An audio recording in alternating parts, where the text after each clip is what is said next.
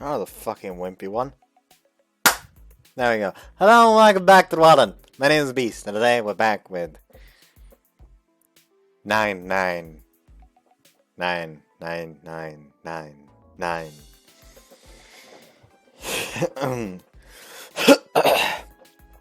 Last time shit finally started going down, and also I got my new head mouse. I got my new keyboard now. This is basically like an wrist rest for it. That's just gonna like snaps onto it because of magnet power things. So yeah.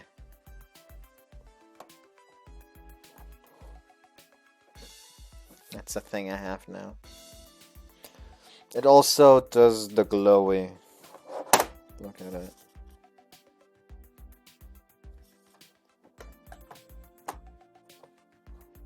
It's neat. Anyway, so yeah, hold on, am I crazy? No, I'm not crazy. Good to know. There you go. Anyways, so yeah, that's pretty much it. And I also need this. Alright, doesn't work like that.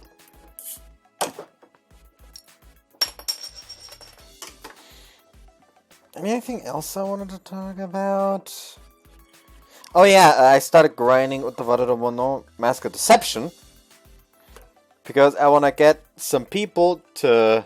First off, I want to get people to max BP. And I want to get one person to max BP and one person to max the level. In order to get the bonus items. Because apparently one of the bonus items that you get is like an item that passively increases the amount of XP you get. Which is my grinding dream.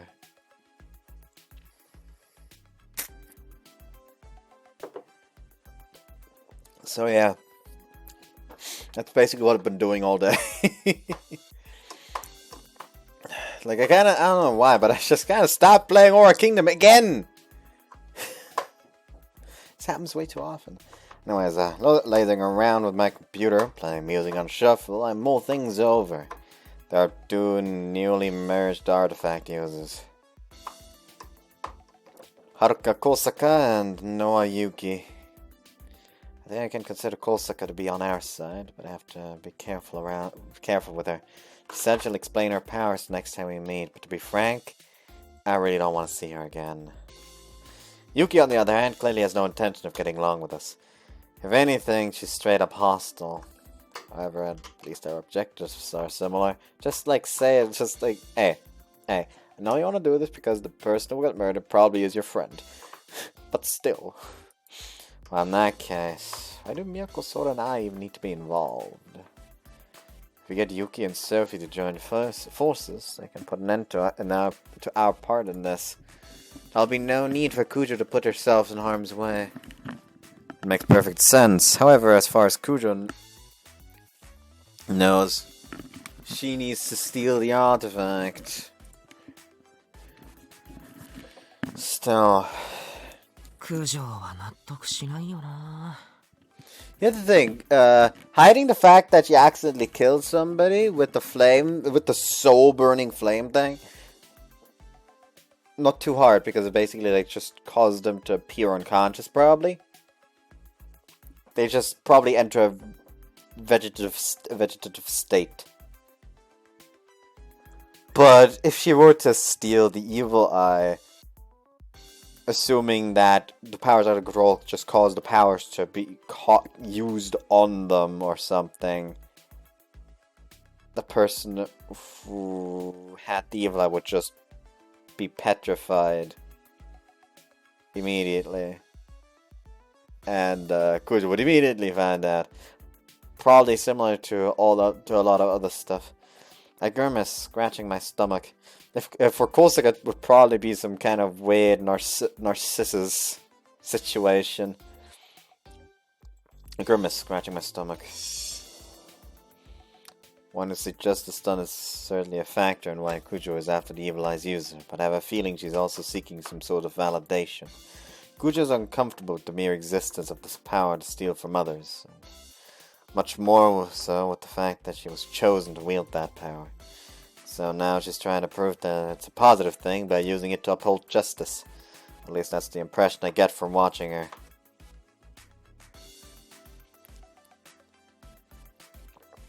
If Cujo were to find out what happened to that guy... Sit up and grab my mouse. So the guy died. Can I be sure of that? Wonder if I could find something about it in the news. Nah, if it ended up in the news, Cujo would have found out about it already.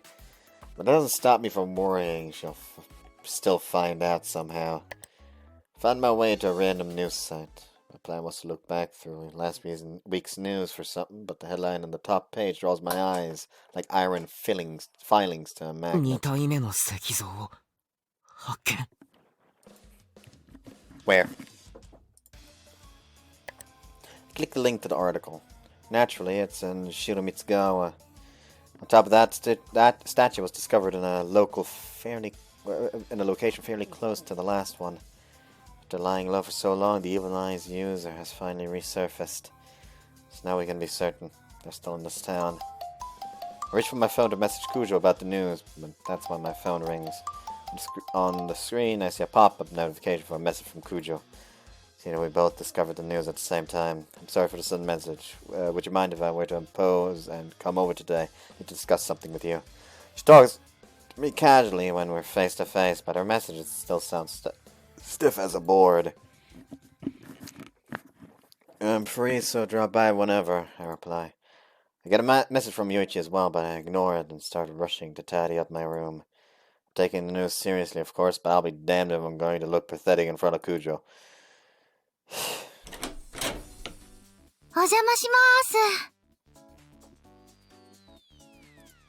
You know, in case there's not a CG, I can use this part. There we go. About an hour later, Cujo comes by, carrying a plastic bag stuffed with groceries. いや、まだ。よかった。ごめんなさい。勝手に買ってきちゃって。土曜も九条の飯食えるなんてラッキーって思ってるから大丈夫。ありがとう。お腹空いてる？まだかな。うん。じゃあ冷蔵庫に入れちゃうね。She crouches in front of the refrigerator and puts away the groceries. An unknowing bystander watching this picturesque scene unfold would certainly mistake us for a pair of young lovers. That's not all. Cujo's in her casual clothes today, a sight I've yet to behold. If you're about to tell me to stop staring at her, dream on. I catch a wind of her sweet fragrance as she walks by me and my heart skips a beat. しまった。また生姜買っちゃった。She mutters something utterly inconsequential and my heart pounds. Man, I am way too far gone. そうだ、九条、レシート。うん。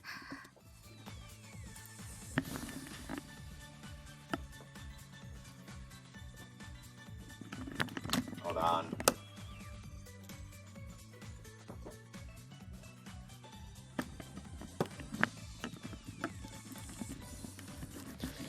She stands up, pulls out the receipt from her purse, and then hands it to me with a bow like a businessman presenting his business お card. 願いします。確かに。後で払うよ、きっちり。私から作りたいって言ったのに、ごめんなさい。また謝って。節約家の九条に、こんな大金払わせられないだろ。千円札出すとき、私震えちゃうもんね。5000円だと失神かな？ 1万円だと昇天しちまうな。かも。Cujo shrugs her shoulders with a delicate giggle and turns to face the fridge again. 冷蔵庫開けっぱなし。ごめんなさい、電気代を無駄に。Adding significant little mishap is enough to send her into an apologetic frenzy. Well, that's Cujo for you. That side of her is what lets me delude myself into thinking that while the class divide would have been too much to overcome back in the day, nowadays, if I give my all, even I stand a chance. Yeah, just trying not to get any funny ideas and self-destruct, buddy. ソラちゃんまだいないよね。ああ、いないな。今日来る？どうだろうな。さっきメッセージ送ったけど返事ないんだよな。忙しいのかな。多分寝てる。起きたら来るかもな。そっか。じゃあお昼ソラちゃん来てからでもいい？ああ、いつでも。じゃあそうしよっと。 She shuts the fridge door and 洗 stands 面 up. 所借りてもいい？どうぞ。いちいち許可求めなくてもいいぞ。好きに使って。人様のお家で好き勝手したらおじい様に怒られちゃう。 Just think of it like your home away from home. Heck, you could even come live here if you want. Naturally, I don't have the guts to say that out loud. Awkwardly, I awkwardly smile, shrug my shoulders, and leave the kitchen. Once I take a seat in my usual spot, Cujo also comes over and sits down on the opposite side of the table. Being together without soda around is kind of awkward. So, quick, I need a topic of conversation. Alright, you have something serious to talk 相談 about. って。うん。2体目の石像。いや、2人目の犠牲者のことか。うん。そうだね。 Cujo gives a slight nod. Well, I figured as much. Why else come all the way out here on the weekend? Wasn't like she wanted to ask me for advice on what to make for lunch tomorrow. 空を待った方がいいか？うん。大丈夫。なんていうか、漠然と、新見くんと話がしたくて。俺と？うん。また、新見くんが導いてくれる気がして。導く？火事の時みたいに。Vision of that student burning flits through my mind. Can't let Cujo find out about あれ it. は導いたっていうか、まあいっか。俺は何をすればいい？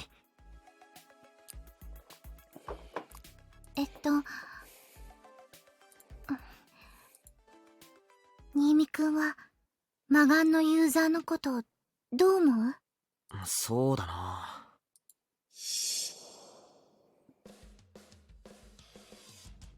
A murderous piece of shit. She's expressly asking me, so I doubt she wants some shallow opinion like that. So I think it over hard before I open my 九条 mouth. がアーティファクトを手にしたのが地震で神器が壊れた日。魔眼のやつもその日に手に入れたとすると、最初の犯行は翌日の深夜だ。たった一日で犯人は他人に能力を使用した。人に害を与えない能力なら好奇心で試したくなる気持ちはわかる。空なんて遊びでホイホイ使ってるみたいだしな。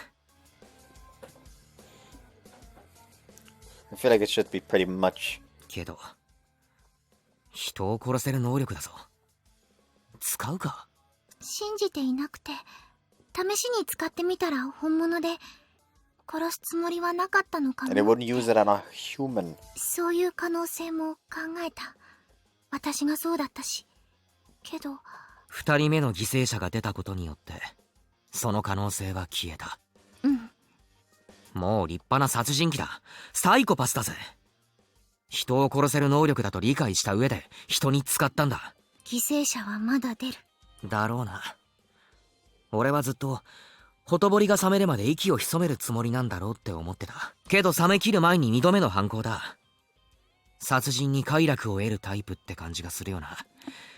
絶対またやる。絶対に。私で止められると思う。I'm not able to immediately process that question. It's just a surprising question for Cujo, always so stout-hearted. It would be easy to just play down her doubts and reassure her.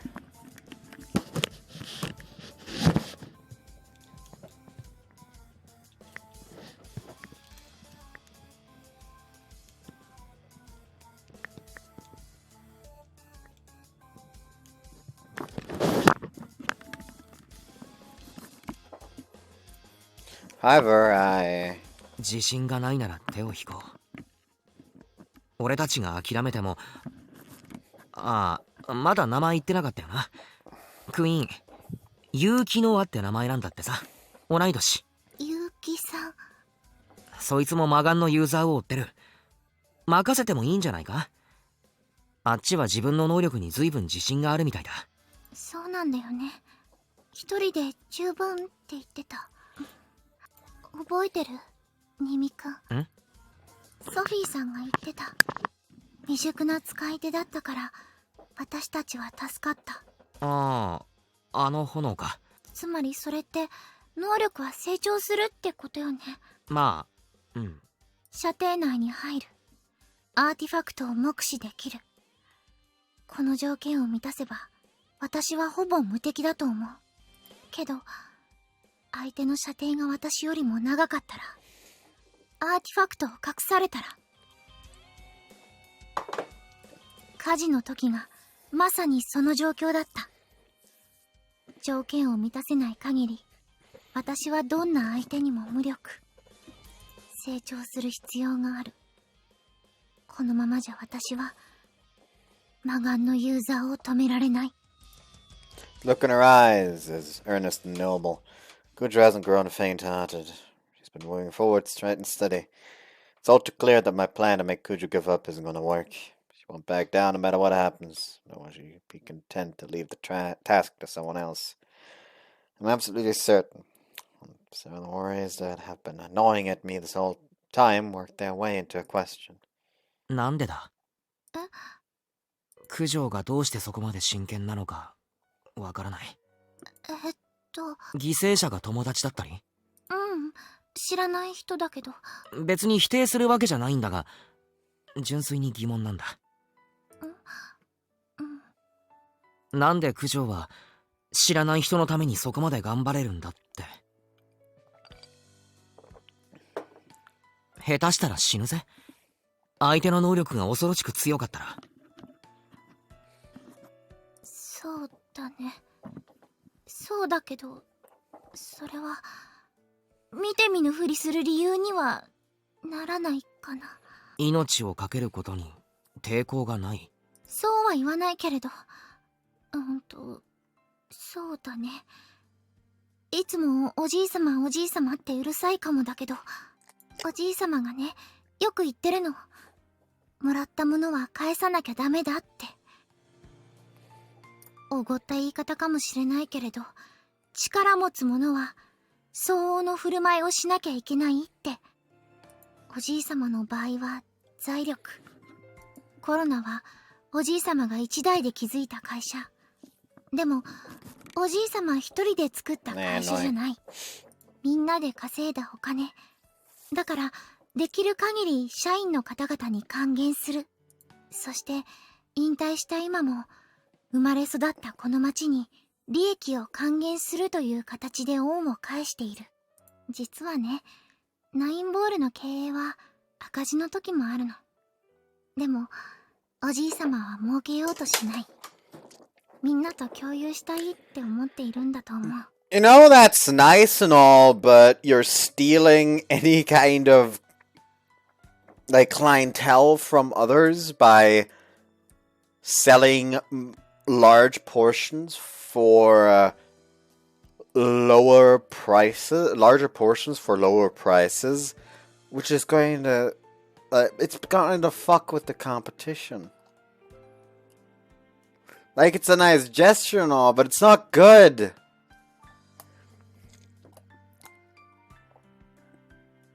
その精神を私は受け継ぎたい。私の価値観を崩しかねない力だけど、力は力。アーティファクトという力を私は得た。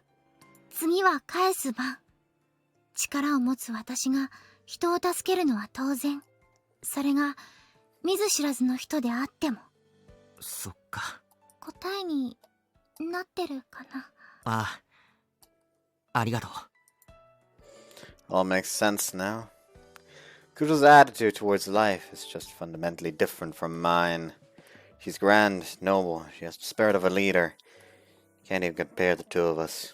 Talk about a kick in the teeth. I was thinking that we'd gotten closer, and I feel she's farther away than ever. All this makes me feel like my own unworthiness is even more ごめ obvious. んなさい、新見くん。いつも新見くんの気持ちを無視してしまって。新見くんが手を引きたいと考えているなら、私も。いや、 Cut her off, shaking my head. If I step all over Cujo's convictions, then I'll never be a true friend to her, let alone anything 行けると more. ころまで行ってみよう。どこまでも付き合う。ありがとう。She gives me a pleased smile and a little nod. Maybe the same half-assed individual I've always been, but I can't push myself as hard as I have to, just to see that それで smile. 成長ってのはどうすればいいんだ？ーよくわからないと。そうなの。だから新見くんに相談できればって。ああ、そっか。それが相談だったのか。私、頭が固いから、柔軟な発想で助けてもらえたらいいなって。ごめんね、休日に。いいって暇だったし。でも柔軟な発想が。私って、なんていうか、固定観念にとらわれがちというか、融通が利かないというか、そのせいで、能力の幅を狭めているような気もしてて。それが成長の妨げになってると九条は感じている。そういうことになるのかな。なら固定観念を一個ずつ否定していってみようぜ。否定、どうすればいい？射程距離は約10メートル。本当はもっといけるんじゃないかとかさ。射程は何度も試したから間違いないと思う。対象に意識を集中した時にね、射程距離に入ると対象に触れたって感覚があるの。射程の外だとその感覚がない。うん。だから射程距離は正しいはず。なるほど。じゃあ次だ。うん。視界に入れないとダメなんだよな。うん、ダメ。本当にそうか？これも試したことないかも。やってみようぜ。視界に入っていないものを対象にするってことだよね。ああ。うんうん。She sticks out her left hand with a murmur. Her stigma glows dimly, but disappears instantly. 視界に入っていないものか。難しそうか？さっき触れる感覚があって話したけれど、やっぱり対象がはっきりし。じゃあ何に能力使うかだけでも決めるか。I almost reached for my cell phone resting next to me, but stopped 記 myself. 憶なくなるから俺のものじゃ面倒だな。I get up and go to the kitchen. I go to the cupboard and to fetch a mug with a picture of a cat on it, then return to the room. ソラちゃんの？そうそう。いつの間にか置いてったやつ。俺の持ち物だといちいち説明がめんどいからな。こいつを使わせてもらおう。どうすればいい？そうだな。I look around the room. All I have to do is make sure it's not in sight. I open the drawer in my nightstand and remove the stuff inside to make room. Then I place the mug inside and close the drawer. これでどうだ？やってみる。She nods and lifts her left hand. Her stigma faintly glows. She looks concerned for a moment, but then it happens the moment she gasps. 成功しちゃった。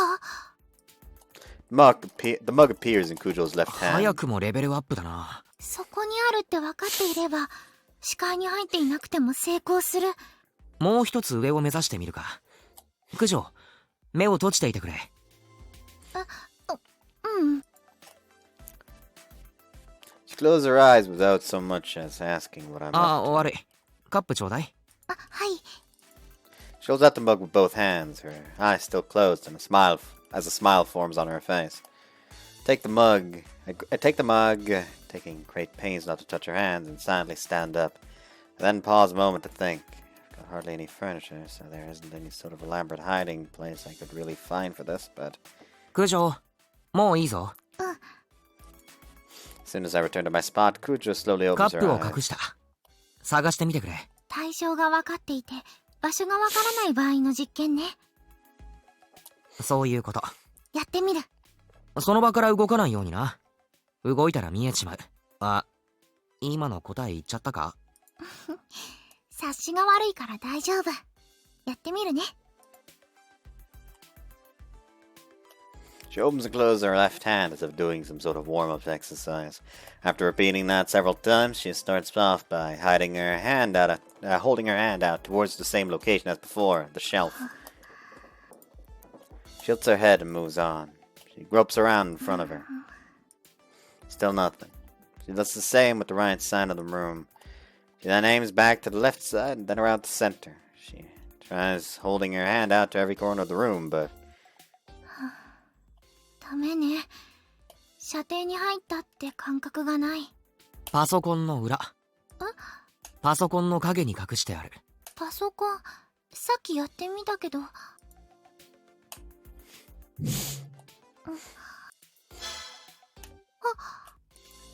An instant success. The mug once again returns to Cujo's hand. 対象が明確で、場所さえ把握できていれば、視界に入っていなくても能力は発動する。分かってきたな、能力のこと。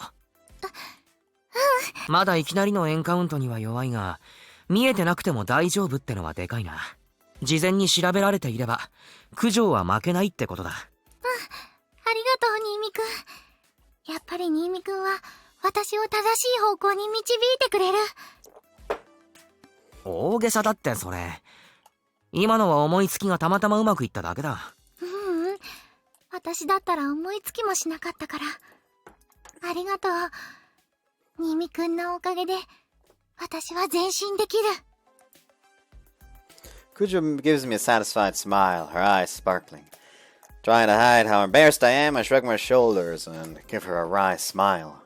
So she's making progress. Is this really something I should be enabling? Said that it would be there for her, but I've still got my misgivings.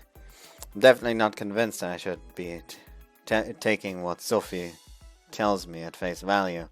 But if it really is true, Cujo has a grim road in front of her. Probably shouldn't be encouraging her to do this. On the other hand, I can't hold her back either.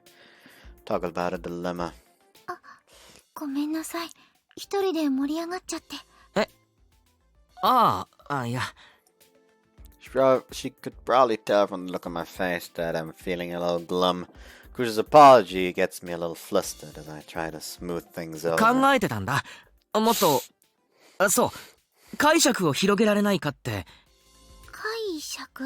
そう、九条の力は見えないものでも奪える。だから、そう、見えないものだよ。She gives me a blank stare, tilting her head. I mean, I'm just making this up as I'm going along, so yeah, I'm having trouble following too. I desperately tried to solidify my thoughts. 見えないものを、だから、拡大解釈してさ、相手の感覚を奪うとか。感覚？そうそう。あとそう、記憶とか。記憶？悪い。無理やりすぎ？もしそれが可能なら、犯人見つけられる。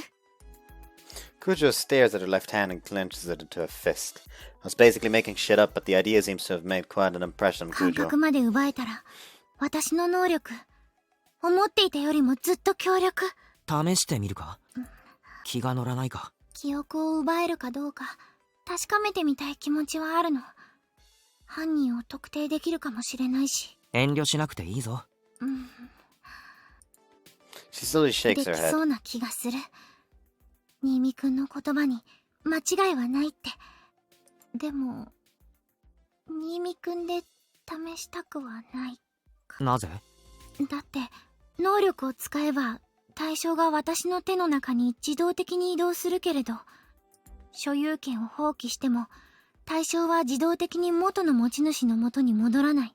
新見くんの記憶を盗んで、元に戻らなかったら、新見くんの日常生活に支障をきたしちゃう。まあ、確かに。それに、これは、せっかくこんなに仲良くなれたのに、新見くんが私のこと忘れちゃったら、とても悲しいもの。新見くん？ She looks on in shock as I collapse onto the table. Crap, my heart is about to explode and I'm blushing to my ears. Damn it, you can't just go and say stuff like that, Cujo! ごめんなさい。せっかく提案してくれているのに。いや、With a monumental, there you go. With a monumental effort of will, I wipe the dopey grin off my face and lift my 俺が head. 適当に言い過ぎた。確かに危ないな。だよね。仮にできたとしても、私では試せないかもしれない。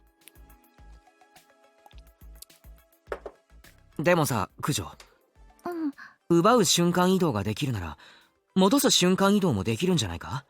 戻す。奪った時点で終わりじゃない？ It's a teleportation power. 九条の力って、盗む力じゃなくて借りる力じゃないか？盗むだけの力なら、所有権を放棄するなんて必要ないプロセスだろ。確かにそうね。っていうか、そうだよ。九条が他人の記憶に干渉できないはずがない。なぜ？だってもうやってるじゃないか。他人の所有物を借りると同時に記憶も操作している。そうね。確かに。そして所有権を放棄すると同時に記憶は戻った。それはもう俺自身体験している。だから九条は記憶を借りて戻すこともできる。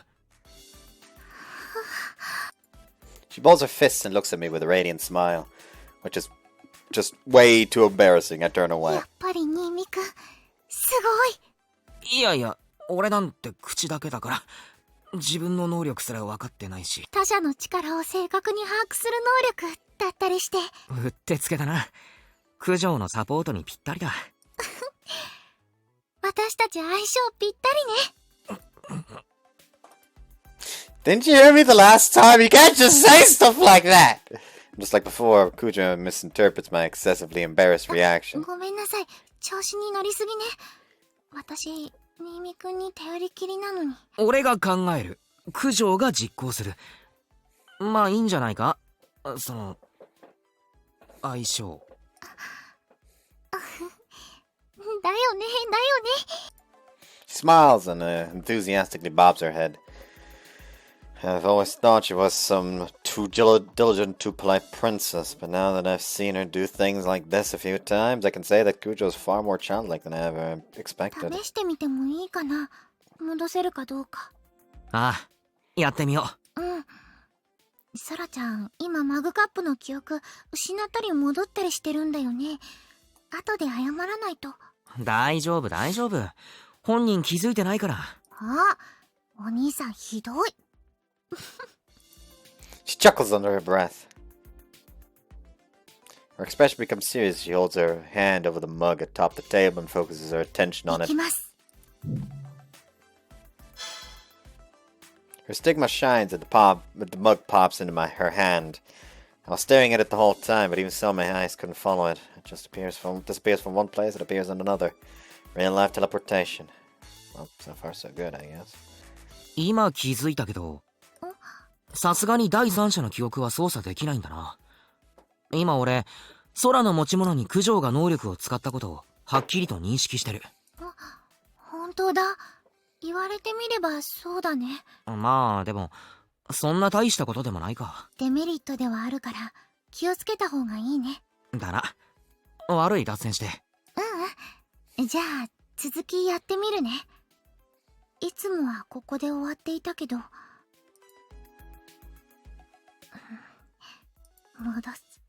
戻す。元の場所に。難しそうか？ちょっと待ってね。多分触れてる感覚を手放して元の位置に置くような。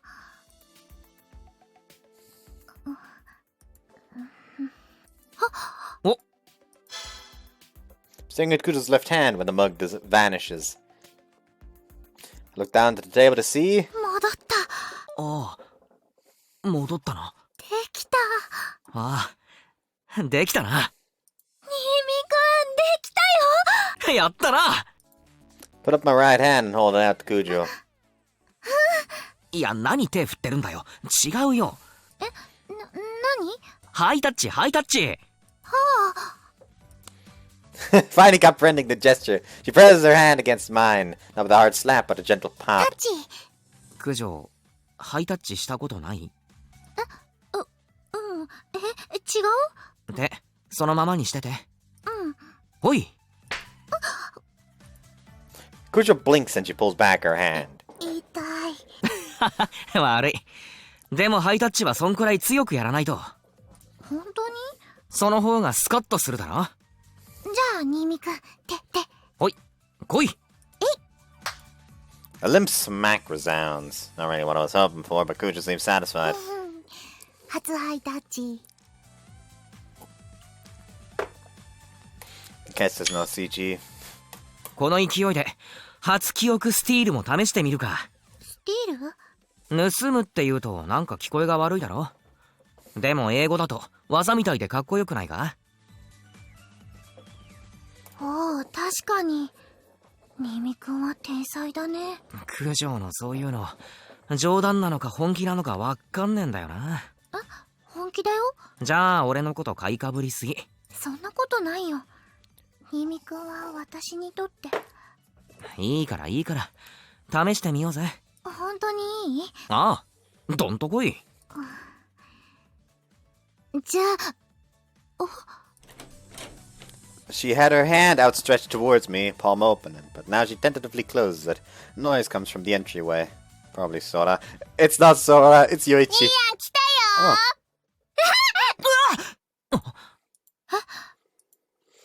I was Sora shrieking. And what sounded like a man. 九条はここにいろ。 Stand up without waiting for Cujo's reply and rush to the kitchen and practically kick open the そ door. ら、大丈夫。お兄ちゃん、なんか知らん人 Oh, would you look at that? It's a CG. What is with your clothes, man? 違う、知らない人じゃないから、友達だから。だってコソコソしてたお兄ちゃん、泥違うってば、友達だってば。あ棒。深沢くん？はい、そうです、深沢です。ねえねえ、知り合いだったでしょ？マジで？お兄ちゃんマジで？一応クラスメイト。なんだよびっくりした。僕だってびっくりしたよ。Cujo isn't certain how to handle the situation. Me, I'm just so done with this. I got myself all worked up over literally nothing. なんで余一がいるんだよ。メッセージ送ったじゃん。遊ぼうって。ああ。 And so you don't wait for a reply and just come? That one I ignored, huh? I forgot to even check it. だからってお前、返事してないのに来るなよ。ちょうど近くにいたの。ついでだったの。てかどうやって入ったんだよ。鍵開いてた。ああ。 Shit, apparently I was so engrossed with talking to Cujo that I forgot to lock the door. 不法侵入。それはそうなんだけど、ちゃんと挨拶するつもりだったよ。でもさ、九条さんと二人っきりでいるとは思わないじゃん。ごめんなさい。私が二人の約束を邪魔しちゃったってことだよね。ごめんなさい。いや違う。約束はしてないから謝らなくていい。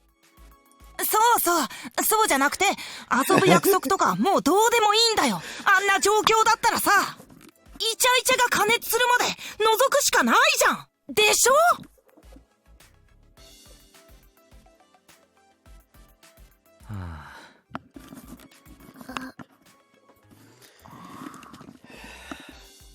？He's also gonna be a user, isn't he?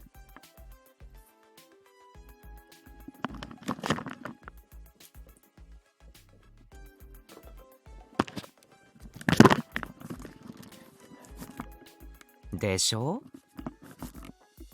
イチャイチャ。変態？人は僕を紳士と呼ぶよ。頼む、帰ってくれ。これ以上この場が冷えないうちに。やだよ、この裏切り者。いつから九条さんと付き合ってたのさ。付き合マジ？付き合ってない。付き合ってないのにここにいるの？二人っきりで？普段お世話になっているからご飯を作らせてもらってて。ご飯？おい、こっちは見るな。帰れ。頼む、かける。僕も九条さんのご飯食べたい。よかったら作るけれど。九条さん、なんていい人だ。なんかよくわかんないけど、ニーニの友達なんだよね。Sadly, yes. まあ、親友です。じゃあまあ、別にいいんじゃないの？優しい。妹さんも優しい。あ、深沢余一です。新見空です。兄がお世話になっております。I watched the two of them warm up to each other and I sigh. You win this round, Yuichi. 材料費はちゃんと払えよ。払う。超払う。じゃあ、作るね。悪い、九条。大勢だと作りがいがあるし。よーし、頑張って作っちゃおっかな。ちょっと待っててくださいね。はーい。あざーす。待ってまーす。See, I actually wanted to talk about our next course of action with Sora. But with Yuichi unexpectedly showing up, that's all off the table. あ、めっちゃうまい。ねえ、みはこ先輩料理上手だよね。ありがとう。おかわりもあるからね。A peaceful meal. In the end, we never do get around to doing anything else. Instead, we share a meal, chat, passing the day. Suddenly, Sophie just shows up in the middle of the room, spoking everyone but Yuichi, who just looks at the rest like, what the fuck are y'all's up in arms about? Today, I'm a bit late to my noon meal. I'm having ginger pork. I was ordering out hope that Cujo might be around the cafe, but unfortunately, she's nowhere to be seen. If she did have a shift today, it'd probably be in the evening. I really did come here hoping to see Cujo. If I really did come here hoping to see Cujo, does that make me a stalker? Alas, gone are the days when I came to this cafe just looking forward to the grub. I hunched down in my seat to focus on eating. ミミくんがお昼に来るなんて。あれ? That was Cujo's voice. I look up to see her set down a plate across from me and take a seat. 一緒に食べてもいい？あれ、九条も食事に来てたの？私はお仕事上がったところ。おじいさまが帰る前に食べていけって、まかないを作ってくれたの。ああ、なんだ。そうだったのか。びっくりした。私も。いただきます。She puts her hands together in prayer before picking up the fork. Spaghetti, huh? うまそう。今度頼んでみようかな。お客様にはちゃんと鉄板でお出しいたします。鉄板？そうそう。ステーキに使う鉄板のお皿。下に卵が敷いてあってね。美味しいよ。じゃあ次来た時頼んでみよお待ちしています。新見くんはどこか出かけてたの？いや、家にいたよ、ずっと。そうなんだ。遅い時間だからお出かけの帰りに寄ってくれたのかなって。昼を避けただけ。混んでそうだったし。あ、そうだね。休日のお昼はご家族で来るお客さんが多いね。夜は空いているんだけど。休日までアルバイトお疲れ様です。ありがとうございます。でも好きでしているから。社会勉強にもなるし。俺もバイトしようかなって思ってるんだけどな。なかなか踏み出せないんだよな。アルバイトいいよ。大変だけれど視野が広がるし、お給料も出るし。やっぱ給料は貯金？あとね、月に1回だけ贅沢するの。どんな？そこいちのカレー食べたり、モックのハンバーガー食べたり。ああ、なるほど。とんでもない贅沢だな。でしょ？ 100 円超えちゃうし、物によっては1000円近くするし。だから月1回の贅沢なの。なんか九条が外食するってのが意外だ。お金は貯めるだけじゃなくて使うときはためらわず使うべし。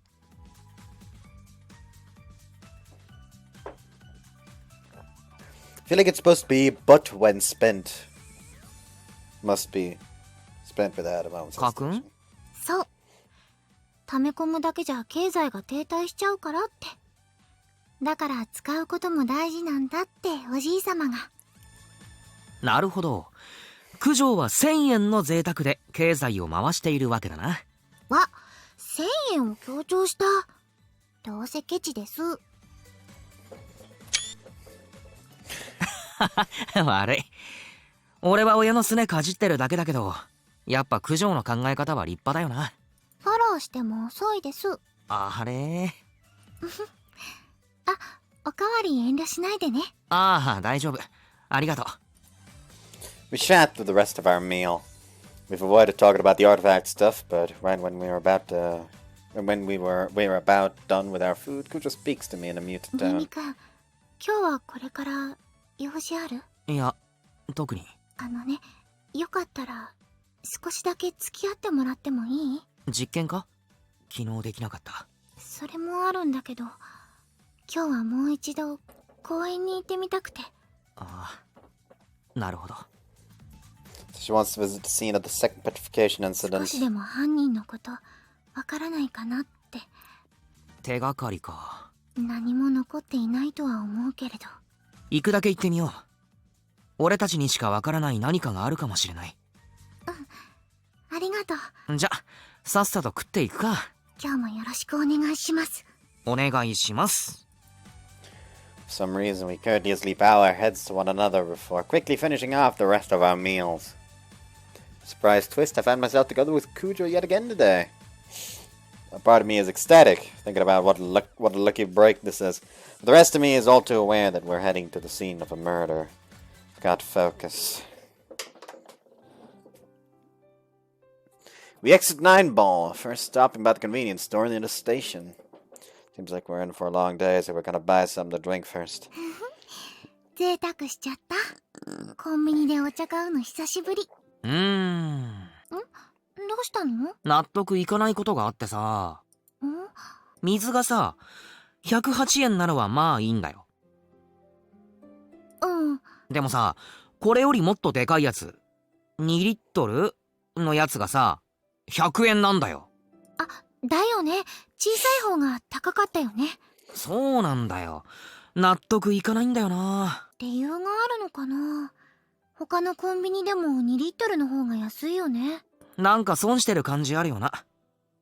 ああ、いいや、そんなことは。行くか。うん。あ、ペットボトルカゴに入れていいよ。お、ありがとう。じゃあ行くか。2人目の被害者の場所、公園のすぐ近くだよな。うん、そうだね。公園通り過ぎて商店街の方に。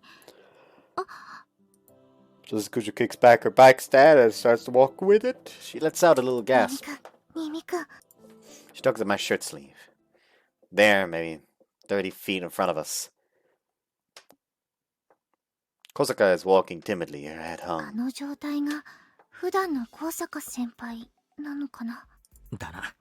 見つからないうち。ああ、しまった。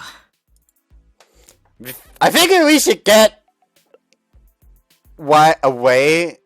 We should get while getting's good. But unfortunately, she notices us.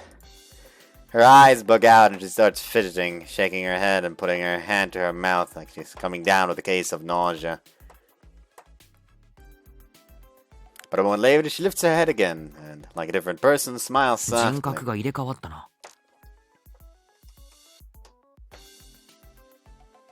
どういう能力なんだろう。次に会った時にって言ってたな。こうなったら無視するわけにはいかないな。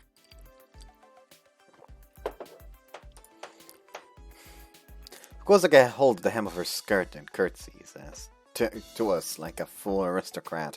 I give her a wave in return and walk up 奇 to her. 遇ですわね。こんなところで。そこのコンビニで買い物をしてて、先輩は本屋ですか？ええ。専門書など少々。She puts her free hand to her cheek and smiles, lifting her shopping bag up to her chest by way of demonstration. Yeah, I can make out a couple of a couple of the covers. She totally just bought a bunch of manga. I really don't get this girl. そちらの方は喫茶店にいらっしゃいましたね。九条美也子と申します。よろしくお願いします。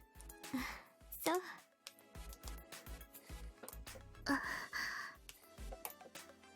The unbelievably cold reception is enough to make even Cujo's expression tighten. Kozaka flashes a narrowed-eyed, provocative smile at Cujo, who is still frowning before quickly turning to face me once again. I don't know what's going through her head, but the next thing I know, she's grabbed my hand. やはりあなたは私のナイト。運命を感じますわ。はい。よろしければ、これからお茶でもいかがですか？二人きりで。Sorry, but busy. いや、俺はこれから。私の能力の秘密、興味がおありなんでしょ？ Not when alone with you! Like, I am extremely suspicious of this girl. Like, the moment she's alone with him, she's gonna charm him to hell and back. いや、あるにはありますけど。構いませんわよ。お話しします。二人きりで語り合いましょう。Her talking about... Okay, her doing innuendos is the trigger? I doubt it. Seppa's eyes shimmer alluringly. Shit, this is bad. It's just like last time. Cujo thankfully steps between us, breaking Senpai's gaze as well as her grip on my hand, and I slip out of my trance. Yikes, close call. She used her powers on me again, huh? 申し訳ありませんが、新見くんはこれから私と出かけるんです。そんなの、いつでもいいじゃありません。よくありません。Cujo gets a little snippy, and Kozaka looks like she's ready to fight too. In a pathetic display, I'm too intimidated to do anything, and simply watch the two of them duke it out. ケル様は、あなたよりも私と一緒にいたいと思いますの。Summer? そんなことはありません。新見くんは私と一緒に出かけるので。では、本人に聞いてみましょう。いいえ、必要ありません。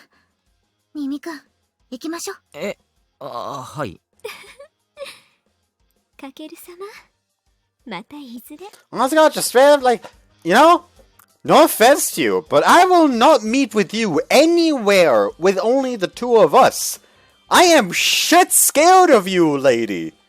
You could scare me out of my entire life savings with a single fucking glance. And I wouldn't be able to do anything about it, even knowing that you're planning on doing that. I do not want to be alone with you. 返事なんてする必要ありませんから。はい、すみません。Looking rather miffed, Cujo tugs at my arm and drags me away. After we trudge along in silence for a bit, Cujo peeks behind her, breathes a sigh, and lets go of my arm. もういいかな。新見くん、大丈夫だった？悪いな。Oops. ごめんなさい、強引に。新見くんの目の焦点が急におかしくなったから。ほんと助かった。躊躇なく能力かけようとしてきた。あの人、かなり危険だぞ。他人を自分の思い通りにする能力だよね。他人というより、異性。逆ハーレム作ってたし、そうかもな。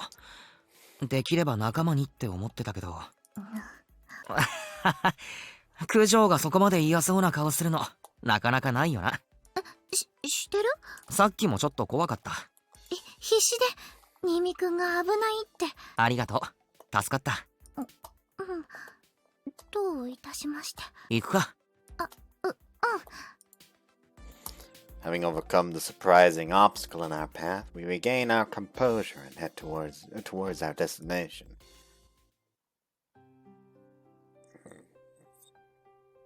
We walk past the park, but not quite the whole way to the shopping district.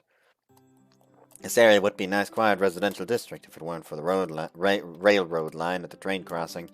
It gets quite noisy when a train comes passing through. The roads alongside the tracks are pretty wide too, and there's a pretty decent flow of foot traffic. However, according to Cujo, the people mostly clear out once night rolls around. The second victim was found on these very roads. Word is that they were found turned to stone, sitting leaned up against a fence near the tracks. There are flowers memorializing the victim at the scene of the crime, probably left by family or friends. But aside from that, nothing. Looking around for clues too much would be in a bad taste. Put our hands together in prayer and leave the crime scene.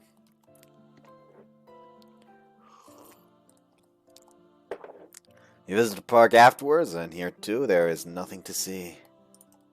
As if to make us doubt whether the incident ever happened, all we find is a bunch of kids shouting and playing. Cujo stares pensively at the bench, the same spot where the stone girl once sat. Maybe she had some sort of idea. She whispers, "I'm sorry," and sits down. 新見くん、犯人はどんな人だと思う？一人目の被害者と同じ年頃の女の子か、女の子の扱いに慣れたイケメン。それはなぜ？そのどちらかなら警戒されずに近づける。遠くから能力を使った可能性は？多分ない。理由を聞かせてもらってもいい？あの子苦しそうな顔をしていた。ってことは表情を変えられるくらいの時間がかかるわけだ、石化に。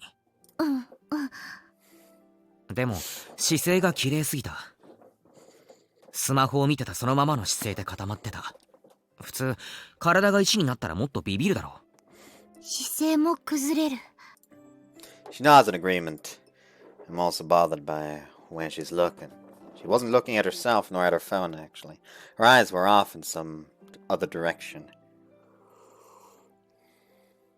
Maybe the culprit was standing where she was looking, or perhaps they were holding her at knife point, ordering her not to move. She averted her eyes out of fear. Either way, her expression and apparent actions were unnatural, unless the culprit was close by to influence her. In my opinion, this hardly took any deep thinking, but once I finished explaining, Cujo makes a little noise of agreement and nods, looking impressed. 理にかなってる。すごい、名探偵。一番目の被害者の状況からの推測だけどな。二番目はあんなところに倒れていたわけだよな。中学生だっけ？そう、中学生。やっぱ女かな。いくらイケメンでも夜道に声かけられたら警戒するよな。あるいは石化以外のアーティファクトの力。ああ、そうか。俺が言ったくせに複数持ちの可能性忘れてた。金縛りとかは？あるいは高坂先輩のような魅了の力があれば。じゃあさっきの推測まるで役に立たないな。でも表情を変えられる時間があるって事実は重要かも。私石化は一瞬って思い込んじゃってたけど。九条の能力が一瞬だもんな。ソラちゃんもそうけど、アーティファクトごとにその能力も条件も違うはず。思い込みで話しちゃうのは危ないね。せめてどういう力かもっと詳しく分かればな。ソフィーさんからは何も？セフィロトが管理しきれていないからこっちの世界に流出した。だから情報を求められても困るだとさ。詳細は期待できないか。そうなるな。After a brief sigh, Cujo looks up at the sky. どうしてあの子が狙われたんだろう。さすがに身内の犯行ではないよな。犯罪者の気持ちはわからないけれど、もし私が人を害するならできる限りランダムに選ぶかな。俺もそうだな。関わりのないやつを選ぶ。あと自分より弱そうなやつ。弱そうな。じゃあ男性だよね、犯人は。女の人だったらもっと小さな子を狙いそう。アーティファクトの能力によっては全部覆るのが厄介だな。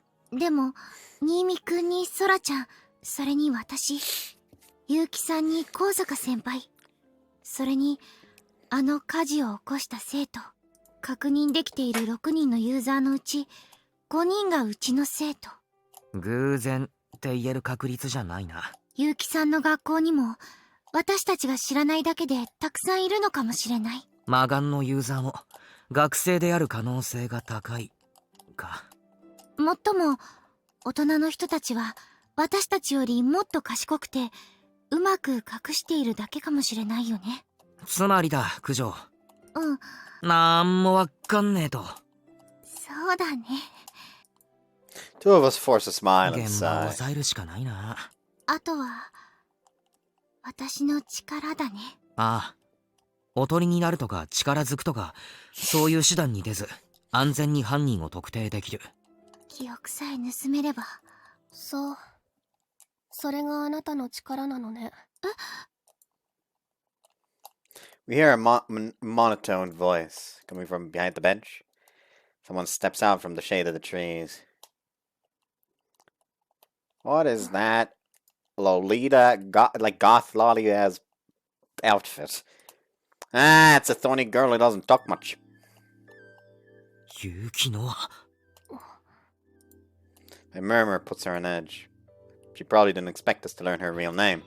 Then again, that's exactly why I said it. 私のこと調べたのね。九条のこと一方的に知っていて自分は名乗らない。フェアじゃないだろ。俺は新見かけるだ。結城ノアよ。もう知っているようだけど。She introduces herself with a sigh, takes a step closer with a hint of resignation. なぜ結城さんがここに？あなたたちの姿を見かけたから後をつけていた。俺たちが悪さをしないようにか？ええ、そうね。正義の味方気取りか？結城さん、もう一度聞かせてください。何？私たちと協力しませんか？ No reply. Cujo goes on 私の unconcerned. 能力は他人から様々なものの所有権を奪う、いえ、借りる能力です。その力の応用で記憶を借りることができるはずです。はず？まだ試していないので、でもできるはずなんです。奪う能力。はい、私の力を使えば犯人を特定できます。そう。She replies curtly. However, it just doesn't seem as though she's uninterested in what Cujo is saying. As though she's trying to present herself in a certain way, she gazes off to the side, squinting at the sunlight. Yuki murmurs to herself. 所有権を奪う。シーフの能力。そう。あなたが持つ生物はメルクリウスの指なのね。生物、なんて？優秀な生物ね。けれど私のジオーダーには劣る。She's an actual Chinibio?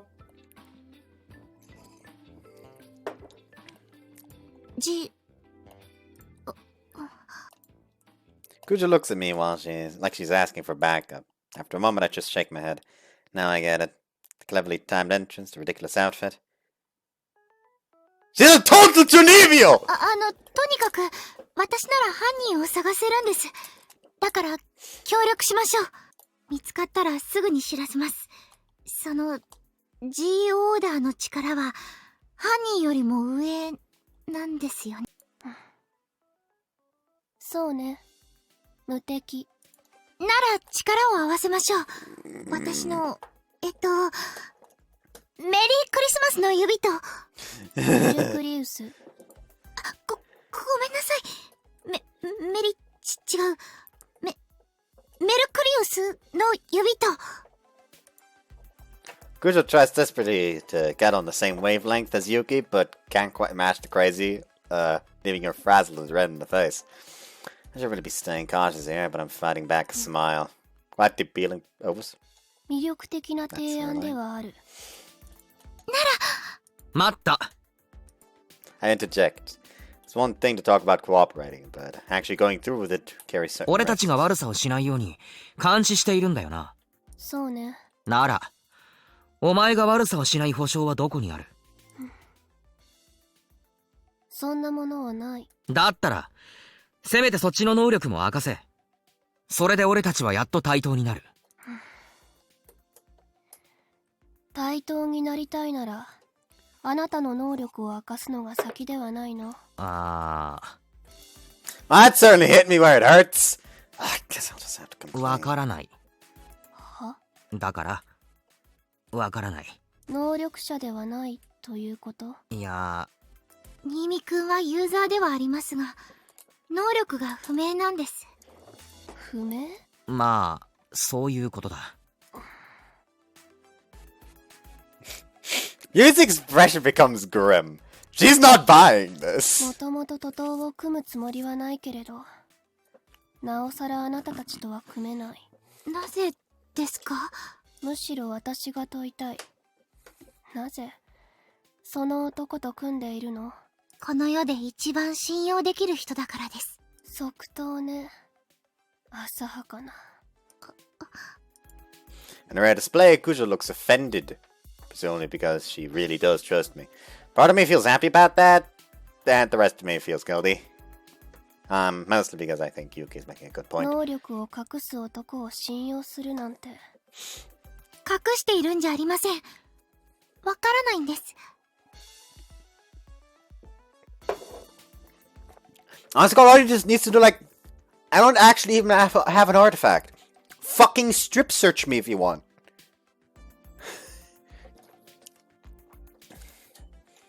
ありえない。生物は主と認めたものに身を委ねる。でも、あなたよりもずっと事情に詳しい。九条。ソフィーのことはうかつに話さない方が。また内緒話。やはりあなたたちは信用できない。タチって言うなよ。信用できないのは俺だけだ。九条は信用できる。どうだか石化の能力者と一緒に行動しているなんて。待ってください。新見くんを疑っているんですか？だから能力を隠したいのでしょ？ You're not a smart person. 違います。なぜ否定できるの？新見くんだからです。答えになっていない。なっています。新見くんは人殺しなんてする人じゃありません。バカバカしい。何が？九条、落ち着け。落ち着けません。新見くんのことを侮辱されているのに黙っているなんて。あなたの目曇っている。いいえ、それはあなたの目です。I sigh. I didn't realize Cujo was so quick to anger. Some tells me it won't be easy to distract her, like she was a minute ago. なぜそこまで新見くんを？理由はあなたも分かっているはず。分からないなんてありえない。それは新見くんがイレギュラーなだけで。九条。何ですか？俺を睨むなよ。ごめんなさい。If we're smiling, she seems to cool down a few degrees. Like, here's the thing. Being a user requires you to carry an artifact. An artifact will always be on your person, since the moment you try to put it away, it'll immediately teleport onto you again. So if they just, like, search his pockets, they won't find anything. There's the fucking proof. In essence, all he has to do is strip. Her anger is starting to subside. It's gonna take more than that to sort things out Yuki, here. お前の疑いはもっともだ。って言っても、本当にわからないと証明することも難しい。だから、九条。はい。俺の記憶を奪え。それで、俺の無実は証明できるだろ？けど、俺を信用してくれているならやってくれ。疑われるのは気分が悪い。九条さんがあなたをかばい、事実を隠したら？そうはならない。九条は隠し事ができるタイプじゃない。不確かなことしか言わないわね。俺のことは疑っていい。だが、九条のことだけは信用しろ。九条が俺を信用してくれているように、俺だって一番九条を信用しているんだ。だから一緒に行動してるんだ。疑う余地はないだろ。九条、頼む。わかった。Cujo lifts her left hand towards me. She's trembling slightly. 大丈夫さ。うまくいく。新見くんの無実は私が証明する。The stigma appears in Cujo's hand. It glows faintly. 行くね。あ、 She looks tense. So I smile and nod at her. She nods back in reply. That's when it happens. The stigma on the back of Cujo's hand disappears. 終わったのか？ええ。あ、うまくできなかった？いえ、できた。ちゃんと。Despite that, Cujo is oddly on edge. She's clearly shaken up. 答えを聞くまでもなさそうね。まさか。いえ、まさかなんてない。新見くんは無実だった。そうは見えないけれど。嘘なんてついていません。そうね。確かに嘘がつけないタイプ She's なの always ね。 born collection. 九条。違うの。そうじゃなくて。ごめんなさい。今日は帰ります。あ、そこまで大丈夫だから。ごめんなさい。Oh no, she found out about the fucking student who died.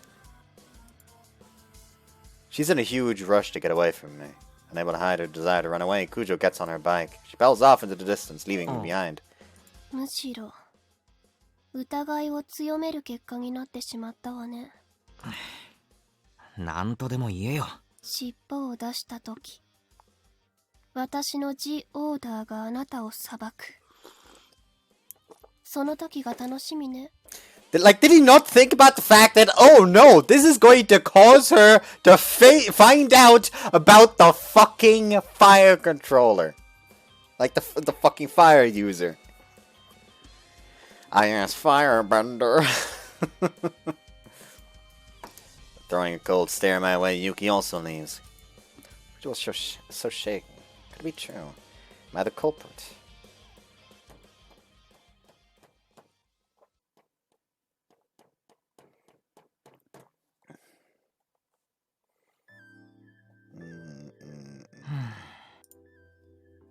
Sit in class, listening with half an ear. Later that day, after we split up in the park, I tried sending a message to Cujo. I'm fine, and I'm sorry. That was all that she sent back. She wouldn't elaborate on why she was so shaken up. Am I seriously the culprit? It can't possibly be true, although there are strange cases like Kozaka. What if I've got a sick personality and I've been doing this without even knowing it? What if I've been completely ignorant about it this entire time, while I went out and killed people? It's all too believable. It would explain why Cujo's acting the way she is. She said hi today, but we haven't had anything like an actual conversation since then. Okay, here's the thing. I'm going to accept that he's not thinking of... Oh, no, it's about that. If she still hasn't returned that memory. If he's gonna, like, go back home to Sophia... And Sophie's gonna show up and be like, oh, by the way, I've gathered more research data on ambrosia. Ambrosia? What's ambrosia? It's that drug I told you about that causes a death-like state to get rid of your artifact. Huh? When did we talk about that? Wait, I've even talked about how you shouldn't tell Cujo that the fire user died after she stole the artifact. Wait, he died? Oh no. Oh no. Like, if it's gonna be explained like that, then I'm immediately not gonna complain anymore. Makes sense. Well thought out. I'll shut up. I let out a little sigh and look up, peeking over at Cujo. Her expression is grim, even more so than that time she was fretting over the hair clip's paranormal activity. And it looks like she's not focusing on class either. Also looks like she's trying to figure out a way to tell me the truth. Oh man, we were hitting it off so well too. Actually, you know, it's thoughts like that where I get all mopey at totally inappropriate times that make me kind of question myself. I was just stigma flashing for a split second on her left hand. Am I seeing things? No. There was again a momentary blue light. I pull out my phone and type a message onto my desk so that noticeable doesn't notice. Did you just use her power? Cujo pulls out her phone and checks the screen. She then puts it away without replying. I know that Cujo is a diligent person, so she'd be reluctant to have a text chat in the middle of class, but it just isn't like her to go using her power on a whim. I wonder if... No, I'm positive this has something to do with what happened yesterday. Cujo conceals her left hand in a natural manner. It seems that she's been using her power over during class. Cujo! Is she stealing the memory of people to find out if the student is indeed dead? Huh? When Cujo leaves the room after class, I run after her and call out to her. どうしたの？どうしたのって、メッセージ読んだろ。あ、うん。大丈夫か？何が？様子がおかしいぞ。教室で何度も能力使うなんて。必要なことだから。必要？どうして？形のないものを対象にするから、狙ったものを奪えないの。だから、練習してる。形のないものって、みんなの記憶を奪ってるのか。Cujo doesn't answer my question, but a silence is all the answer I need. なんでそんなことを？新見くんなら、わかると思う。手当たり次第調べるつもりか。ええ、そのつもり。Cujo readily admits, despite being so hesitant back when she used it on me, despite trembling in her hands when she stole mine. It was just yesterday how she changed this much in the span of a single 大 day. 丈夫。心配しないで。犯人は必ず見つける。俺にできることは？私がやらなくちゃいけないから。一人でやり遂げたいの。それが私の責務なんだと思う。責務って？今までありがとう。もう迷惑はかけません。おい! Reach out my hand, but it falls short. Cujo walks down the hallway and disappears into the bathroom. どうしたん？大丈夫？九条さんと喧嘩でもした？いや、そういうわけじゃ。そう。朝から二人とも変だけど。やっぱ喧嘩できるほど打ち解けてなかったのかもな。あれ？そう？友達以上恋人未満な感じだったのに。戻ろうぜ。うん。Turn around and head back to the classroom. She won't trouble me anymore. A single comment brings me back to the same feeling of unfamiliarity I had back when I had only just started talking to Cujo, when I was just another regular customer at 9-Ball. That's the sense I got, at least. The frustration is overwhelming. I can't help but feel like Cujo and I have begun to drift apart.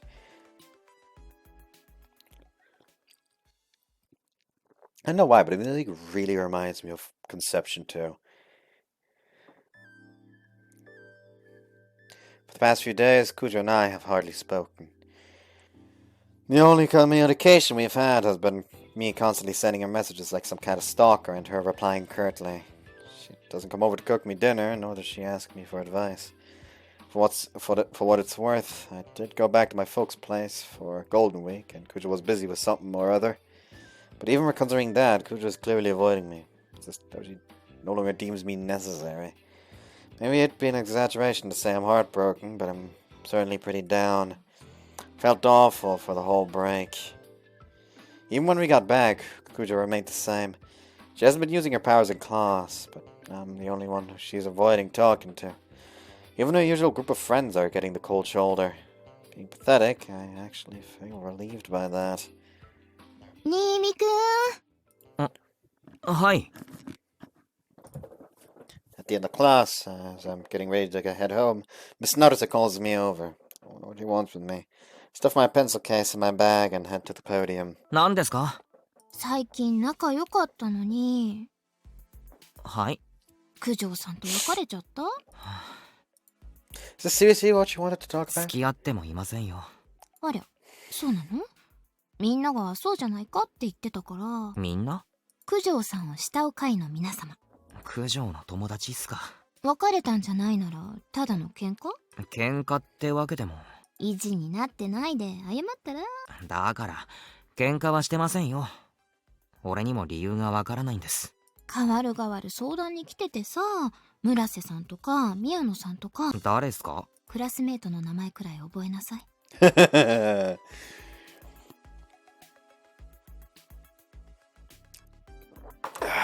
すんません。Like, I'm gonna be honest, I can't really blame him. I had a hard time remembering my classmates for the last few, the last half year as well. So it's just your usual 全部 friends. 相談に乗るのも大変だから、早く仲直りしてくれるとありがたいんだけど。って言われても。I randomly look over my shoulder. Cujo's already gone. それとも、お家で何かあったのかな？コロナの経営が実は危ないとか？それはないと思いますけど。じゃあ何か聞いてない？あ、聞いてるんでしょ。You see, ma'am, she's been acting strange ever since she read my memories. Yeah, I can't exactly go saying that. いえ、特に。嘘ついてない？ついてません。そっか。心配なんだよね。夜にうちの境内でね。神社でですか？何してたんです？ああ、私は聞いただけだけどね。お父さんから。九条さんがいたみたいって。とにかく、みんな心配してるから、早く何とかしてあげてください。俺が、ですか。休日に2人で出かけてるところとか目撃されてるから、付き合ってないって言い訳は無理があるよね。だから、本当に付き合ってませんよ。でもいい感じなんでしょ？頑張れ、男の子！ Miss Narrator gives me a pat on the shoulder and leaves the classroom. Seeing how Cujo is actively avoiding me, I can't do much of anything. Like, go get her, tiger, she says as she leaves, giving my boy, I forgot his name right now. I forgot his name right now. Whoops. This guy. I don't know why randomly forgot his name. Kakuru. Like, giving Kakuru very much the Cain instinct. Then we wanted to smash over the head with a fucking rock.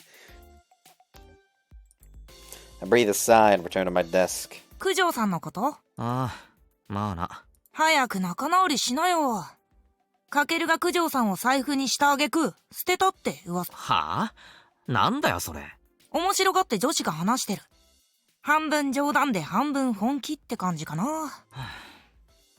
言いたいやつには言わせておけばいいさ。Sling my bag on my shoulder and walk お、 away. 待ってよかける。一緒に帰ろう。There's nothing I can do. So I can't just let things stay like this. One of the reasons Sophie hasn't been showing up is because she's with Cujo. Man, I give. Cujo rejecting me was such a shock that I haven't been able to make any rational decisions since. Man, I'm such a wimp. あ、おかえり。 Upon returning to my apartment, I found Sora already there, lazing around and munching on 食べ chocolates. る？ああ、食べる。でも入ってねえじゃねえか。うっしゃっしゃ。 I chuck back at her. She belts out an unnatural chortle, chucking the empty box into the garbage だって can. みやこ先輩来る？来ないだろうな。なんだ、ご飯楽しみだったのに。多分もう来ないぞ。え、犯人探しは一人でやるってさ。ミーヤン最近変だなって思ってたけど、喧嘩か。違うけど、そんな感じかもな。じゃあこの後ナインボール行こうよ。は？私が間に入ってあげるからさ、サクッと仲直りしちゃいなよ。みんなして仲直りって。余計なお世話？いや、ありがとう。助かるよ。She's actually trying to help. The others were just like, fucking fix things! ああ、素直だ。実は結構へこんでる。まあな。失恋か。うっせえな。おっと、失言でした。ゲームやっていい？どうぞ。俺のデータ消すなよ。わかってます、わかってます。 She licks her fingers, presumably because she has some chocolate still stuck to them. But before she turns on my portable game console and starts playing with it, I quickly get changed and lie down on the floor. 2人目に石化された人って土曜だっけ？日曜だっけ？土曜に報道されたから金曜の夜とかかもな。1番目はいつ？俺が通報したのが火曜日。月曜にはもうあったはず。じゃあ犯行は日曜とかかもしれないんだ。かもな。今週の土日にも犯人。さあな。Find myself whispering. I'm not the culprit, right? Sophie's been monitoring me. If it were me, she wouldn't be telling me to find the Evil Eye's user. Besides, if I were the culprit, I'm sure Cujo would have taken some sort of action by now. Maybe she's worrying so much precisely because she can't bring herself to come after me. She can't come to grips with admitting I'm the real culprit and it's stressing her out. Though I doubt she has that much regard for me, that she'd struggle like that. She could be working with Sophie to form her plan to steal my still unknown artifact. That's a possibility still on the table. Earlier, Cujo was trying to enhance her ability to match specific memories she was after. Maybe I have memories linked to the culprit and she's trying to delve deeper into the facts. I have no clue. I don't know what to believe now. I can't even believe in myself. I wonder what I'd be alone. I don't know what I might do. なあ、そら。ん？泊まってくか。あ、うん。お、は？評価はした。いいの？ま、たまにはな。何怖い。何か企んでる？アホか。本当に泊まっていいの？ああ。やったー！じゃあ明日着替え取ってくるかわかった。ら。よーし、このまま居ついてやろう。それは許さん。6時くらいに行くぞ、ナインボール。はいはい。She replied with a big smile, still mashing on the buttons.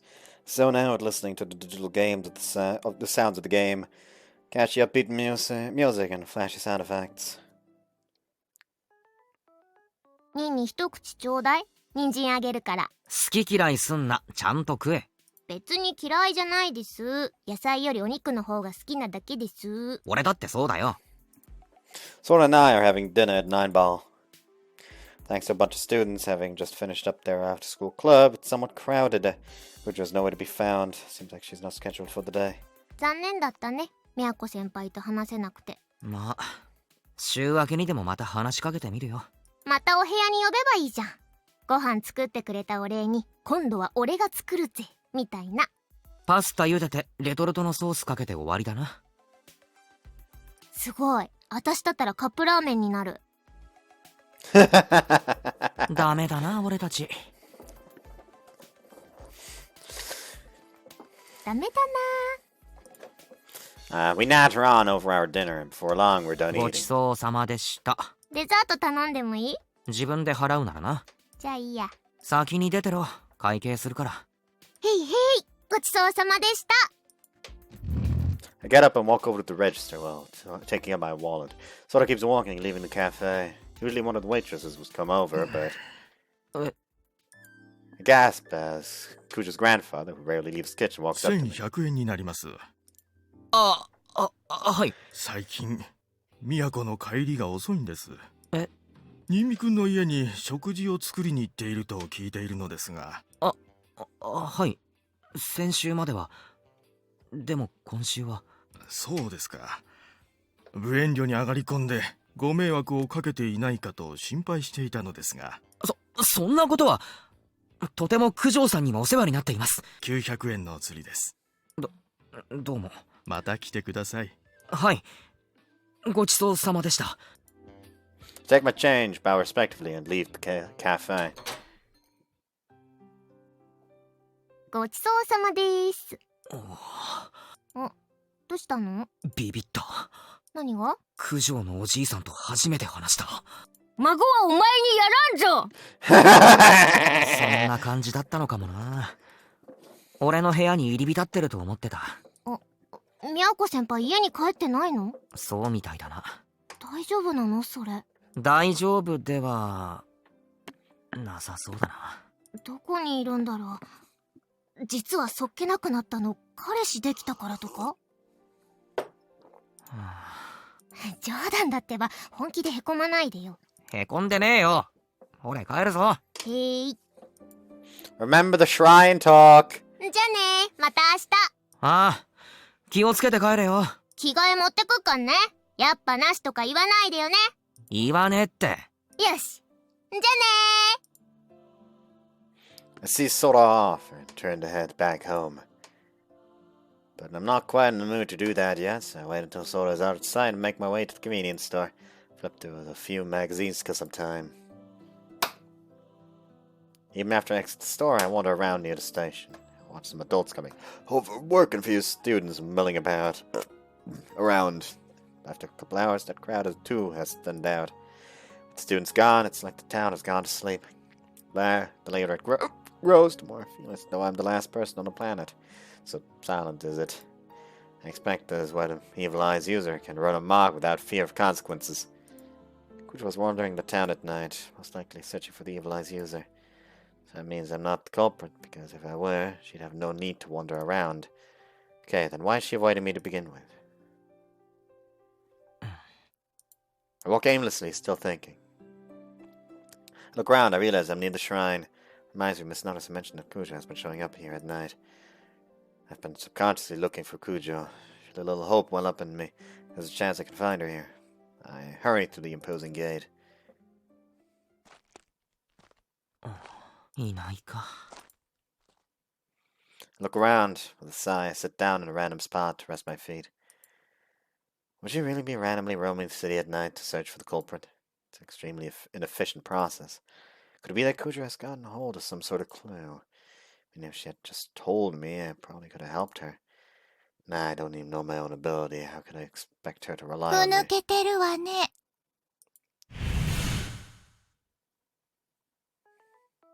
Space in front of me distorts, cleaving a path for my very least favorite living plushie. こんなところで姿を現してもいいのか？あなた記憶力悪いわね。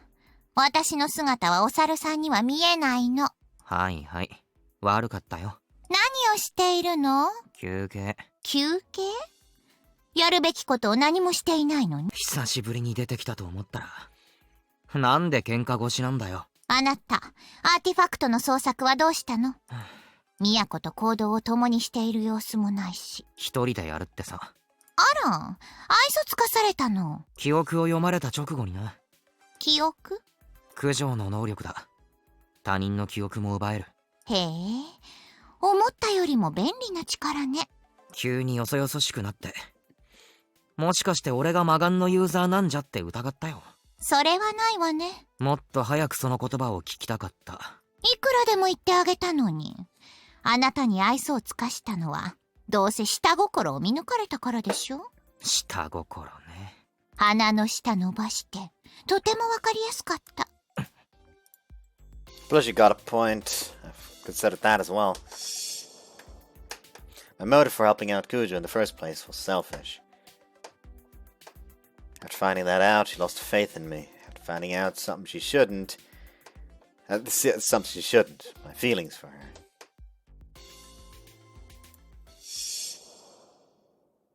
Oh, finally. It hits me. Finally, after so long in the dark, it all clicks. God, what a freaking idiot I've been. Okay, so it's not a case of she kept the memories. I've been so damn self-absorbed in how Cujo thought of me that I forgot the most important piece of this equation. I had a memory that I absolutely had to keep a secret from her. 知っちまったんだ。何を？あの男を間接的に殺してしまったって。ああ、あの炎の。くそ！責務って言ったんだ。だから責任を感じて、躍起になって力を使いまくって。力を乱用しているの？ああ。授業中にクラスの連中の記憶を盗みまくっていたみたいだ。力に飲まれたわね。飲まれる？周囲を火の海にしたあの男のように。九条をあんな奴と一緒にするな！わからないわよ。アーティファクトが当たり前に存在する私の世界ですら。だって使いたいもの、誇示したいもの。人にはない自分だけの力を。だから私たちセフィロトがある。お猿さんを調子づかせないためにアーティファクトを管理している。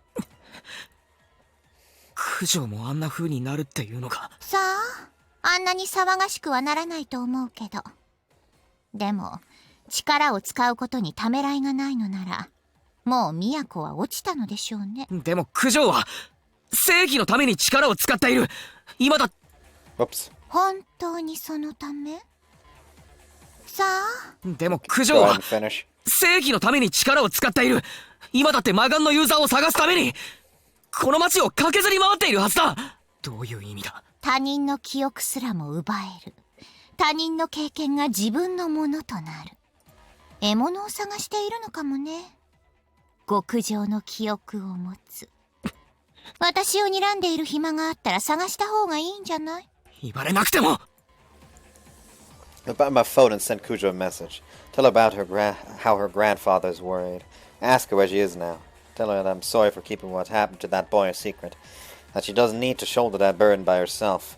And last, I plead that she let me lend her a helping hand. Send her message after message. No reply. Not even a red notification. こちらの世界の技術には目を見張るわ。アーティファクトを使わずに遠くの仲間と連絡を取れるのだから。けれど、相手が答えないのならば、無意味ね。九条のいる場所に心当たりは？あるわけないでしょ。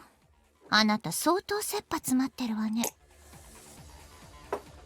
そうだよ！焦ってるよ！怒鳴らないでよ。野蛮ね。まさか都が面倒をかけるなんてね。仕方ない。手伝ってあげるわよ。助かる。土地勘がないから期待しないでよ。ああ。Grip my phone and start running. Where would Cujo likely be? No, wrong question. Where would Evil Eye's user likely be? Cujo hasn't been overcome by her powers. I'm sure she's just trying to make sure justice is served. Where? Somewhere unpopulated. But also some place where she could find a victim. わかるかよ! I spit out, running. I have a bad feeling. Cujo's diligent and straight-laced. However, she can be easily swayed emotionally. That is exactly why I have to be careful of her. I can't leave Cujo alone in the state she's in.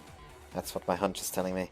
It's not like Cujo to just go around using her power on her classmates without a moment's hesitation. So I realized something was wrong when I saw that. And why haven't I tried to consider Cujo's feelings, even just a little? It's been all about me, me, me. It's all been about me, me, me. Cujo! Start messaging her, not breaking my stride. Message after message. But no reply comes. Would it really be better to leave her alone? Even if Cujo does find the culprit, what can I do? But then, why do I feel this sense of foreboding? Start practically betraying Cujo. Putting her in the same category as the student who went nuts. How many hours have I been wandering around with nothing to show for it? I'm short of breath, I'm physically drained, and I'm fast approaching my limits. My phone finally vibrates. It's a message from Cujo. I've already found the Evil Eyes users. I will fulfill my obligation. Cujo. The Evil Eyes user. I feel like I need to save her. Damn your obligation! That boy died because of an act of God. None of that was your fault, Cujo.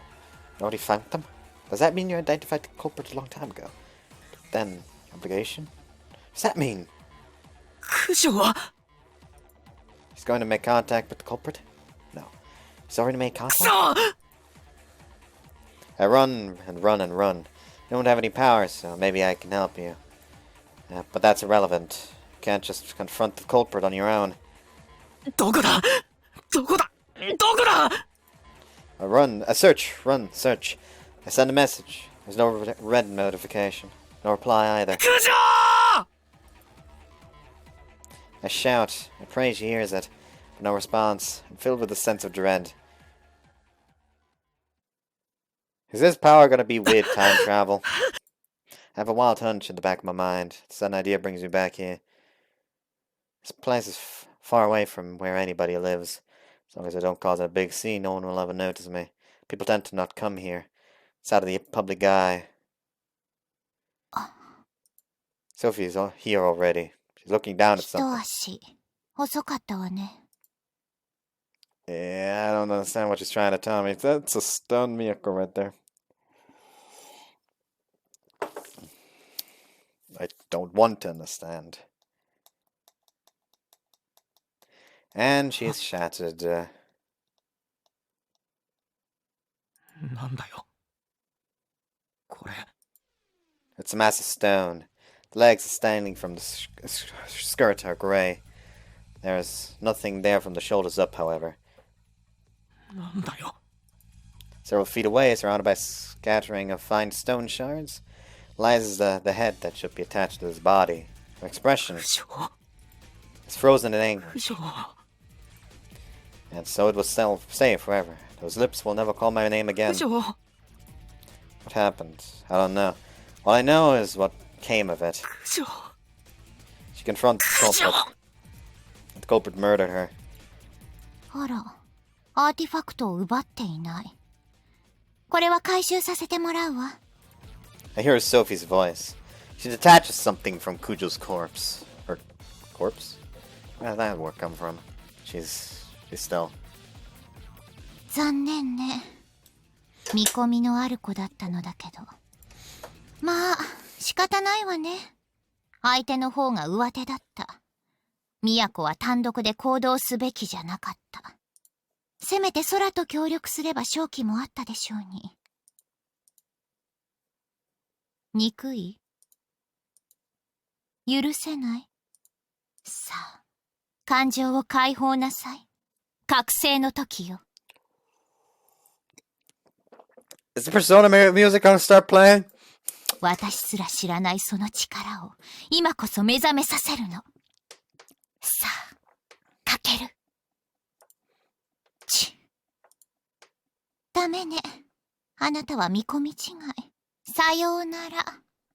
次の可能性を探ることにするわ。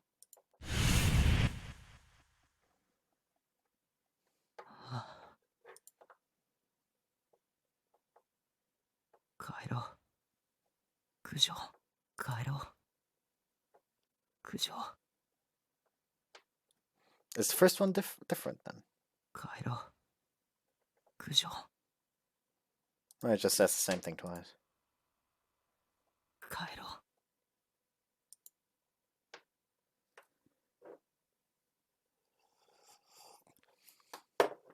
A bad end, and back he goes, back to the beginning, back in time. 9つ9日9の Well, 色。 well, fuck you for taking 鑑 me 賞 right 画 out 面 of で this. す。 And the gallery is available now. So I'm guessing it's gonna be a case of, oh, he now awakens before this all started, and he has all the recollections of what happens. And it turns out that whenever one of the girls dies, he, like, his way back in time, because he's apparently Re-Zero now.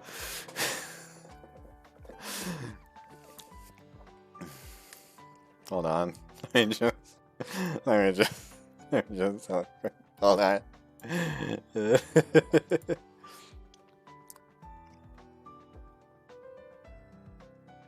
fuck is that? Floaty's drum?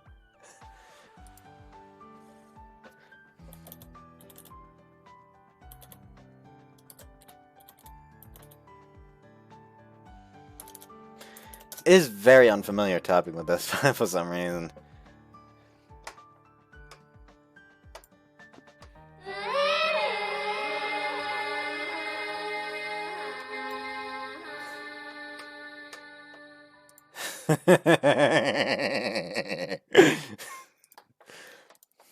Anyways, I'm guessing new game? 始まります。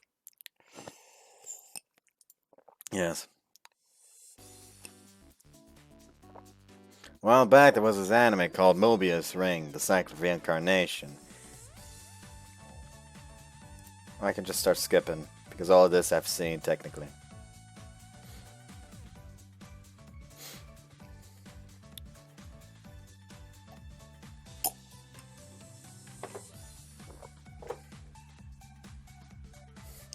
It's a thing of, because you fucking left, now is gonna be a...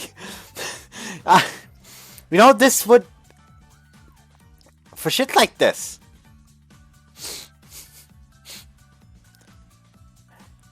I like it what they did more. Like, because other games would be like, okay, here's this choice, but there's only one choice. Looking at you, Chrono Clock, you fucked up Mio's route a lot. That was her name, right? Anyways, and then like, oh, you get here again after a certain point in the game, and suddenly there's a second choice. I should back her up. Sora, ちょっと待ってろ。 Walk over to Cujo and a pack of photo jockeys. すみません。非常時なので、避難誘導に従っていただけますか？新見くん？ご協力ありがとうございます。あちらにお集まりください。 Get a little pushy and disperse the crowd. Crying out loud, do they have to be such sketchballs? Try and keep it in your pants, 平 guys. 気か？ええ。ありがとう。 I can use this as a thumbnail again. Also, I don't need to actively take screenshots for thumbnails anymore. This is going to be a huge problem because in one part there's only going to be CGs that are massively spoiler, and I'm just going to sit here afterwards like, oh no, I should take screenshots of just expressions. いや、俺もう帰るから。お先。お疲れ様。She seems flustered over me showing up out of the blue. Making me think I've stuck my nose where it didn't belong. It's awkward to say the least, so I immediately take my leave. おうおう、兄貴。なかなかかっこいいじゃないすか。うるせえ。行くぞ。さつきちゃん、まったね。はいはい、お疲れ様。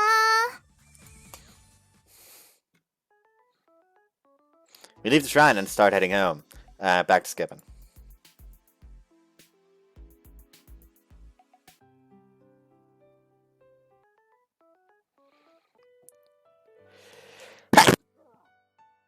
Ah, shit. そうだ。あの時は、ありがとう。どの時？地震があった後、指示を聞いてくれなくて困ってて。余計なお世話かと思ったんだけどな。写真撮られるのも覚悟はしてたし、それも仕事ではあったんだけど。まあ、恥ずかしいよな。そうね。実は、かなり恥ずかしくて。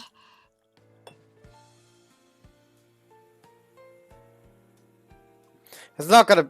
The evil I use isn't gonna be like one of the local otaku guys that were there and were like, it's Miyako-chan. I need her statue, but she's too heavy when she's stoned. I'll fucking smash her to a statue.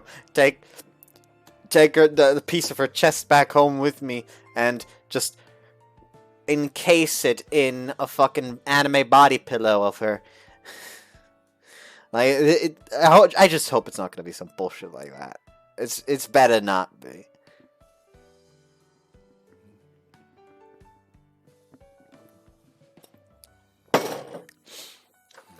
だから、新見くんがフォローしてくれて、とっても嬉しかった。どういたしまして。学校の人って来てた？どうだろう。見てないけど。そっか。あんな服着てるところ見られたら恥ずかしいなって。似合ってたけどな。そう？いや、まあ、似合ってたんじゃない？ありがとう。Conversation grinds to a halt. What the hell was I thinking saying that? Okay, just take a sip of water and cool down. Gotta get this back on に track. してもイベントの後にバイトって働きすぎだろ。すげえな。バイトといっても家業のお手伝いみたいなものだから。仕事は仕事だろ。お疲れ様。地震とか今日は大変だったな。頼んでないぞ。コーラにプリンも。今日のお礼嫌いだったら残してもいいから。 She picks up a tray, bows her head slightly, and leaves. 律儀だな。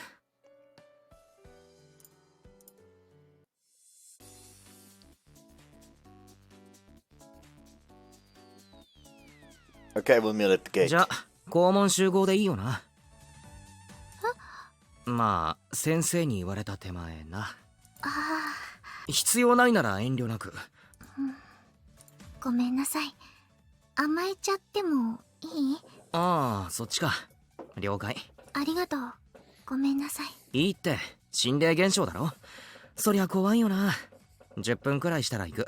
ええ。じゃあ自転車準備して待ってる。俺歩きだし、普通にかっ飛ばして行った方が早いよな。そうね。I give her a wry smile and head back into the hallway. なんか怒られてる雰囲気じゃなかったね。つまんね。お前な。ちょっとダンシー、サボってないで掃除してよ。うっせえよ上司。お前らこそ喋って掃除してねえじゃんかよ。We resume cleaning after some screwing around. So I'll be walking home with Cujo, huh? But my heart unexpectedly going aflutter at the prospect of going home with a girl. That is a big deal.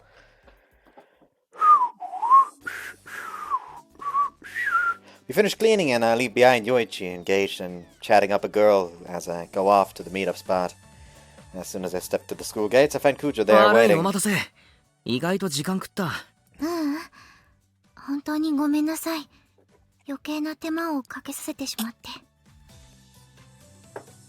ホラーとか苦手なタイプ？そんなつもりはないのだけど。実際に経験すると別か。そうね。不思議な出来事に対応できてないというか、こんなことで今日一日上の空になってしまって。ああ、妙に難しい顔してたのもそのせいか。見られてたのね。恥ずかしい。こんなことで頭がいっぱいになっちゃうなんて、自分でもびっくりしてて。昨日の夜飯食った後さ、散歩がてら神社に寄ったんだけど、ええ。ぬいぐるみがポツンって落ちててさ、かなりビビった。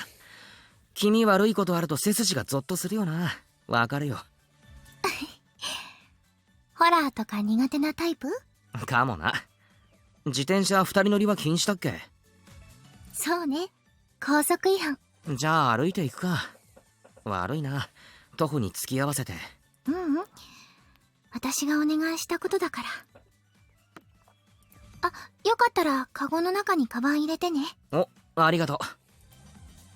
I accept her offer, put my bag in the bike basket, and start walking. 家までどれくらいかかるん？ゆっくり漕いで20分くらいかな。結構かかるな。We share a rather ordinary conversation. We don't instantly hit it off or anything. It's just like the conversation goes. It's not like the conversation goes. It did. Things go smoothly for the most part until, having run out of things to talk about, we both go silent. That's not surprising, given the two of us aren't all that close to begin with.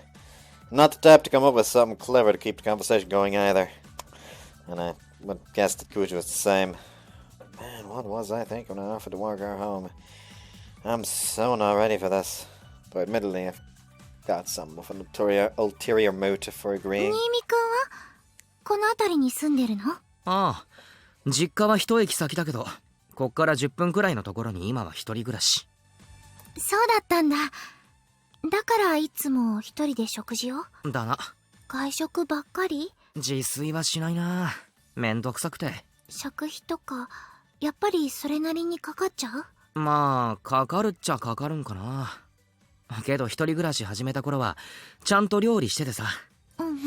肉がてか野菜も意外と高いしな。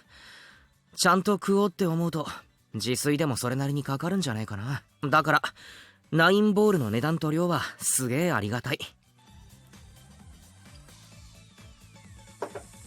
おじいさまがほとんど趣味でやっている店だから儲けはあんまり考えていないみたい。だからか。おじいさまって呼び方なんかすごいな。そう昔からそう呼んでいるのだけど。うちおじいちゃんだ。そうね、それが普通なのかも。ああ。We finally get the conversation rolling, only for me to toss out that lousy response, and now we're both silent again. We struggle the rest of the way, maintaining a rate of about 4 parts conversation and 6 parts silence. But, to put it succinctly, our walk together is awkward as heck. We arrive. Mission accomplished. ありがとう。どういたしまして。よかったな、霊に襲われなくて。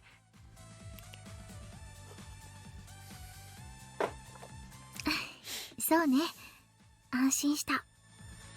本当は平気だったろ。そう思う？九条は真面目そうだから先生に送っても。真面目なのは新見くんも。九条は真面目そうだから先生に送ってもらえって言われて断れなかったんだろうなってさ。真面目なのは新見くんも一緒じゃない？授業は真面目に聞いてないぞ俺。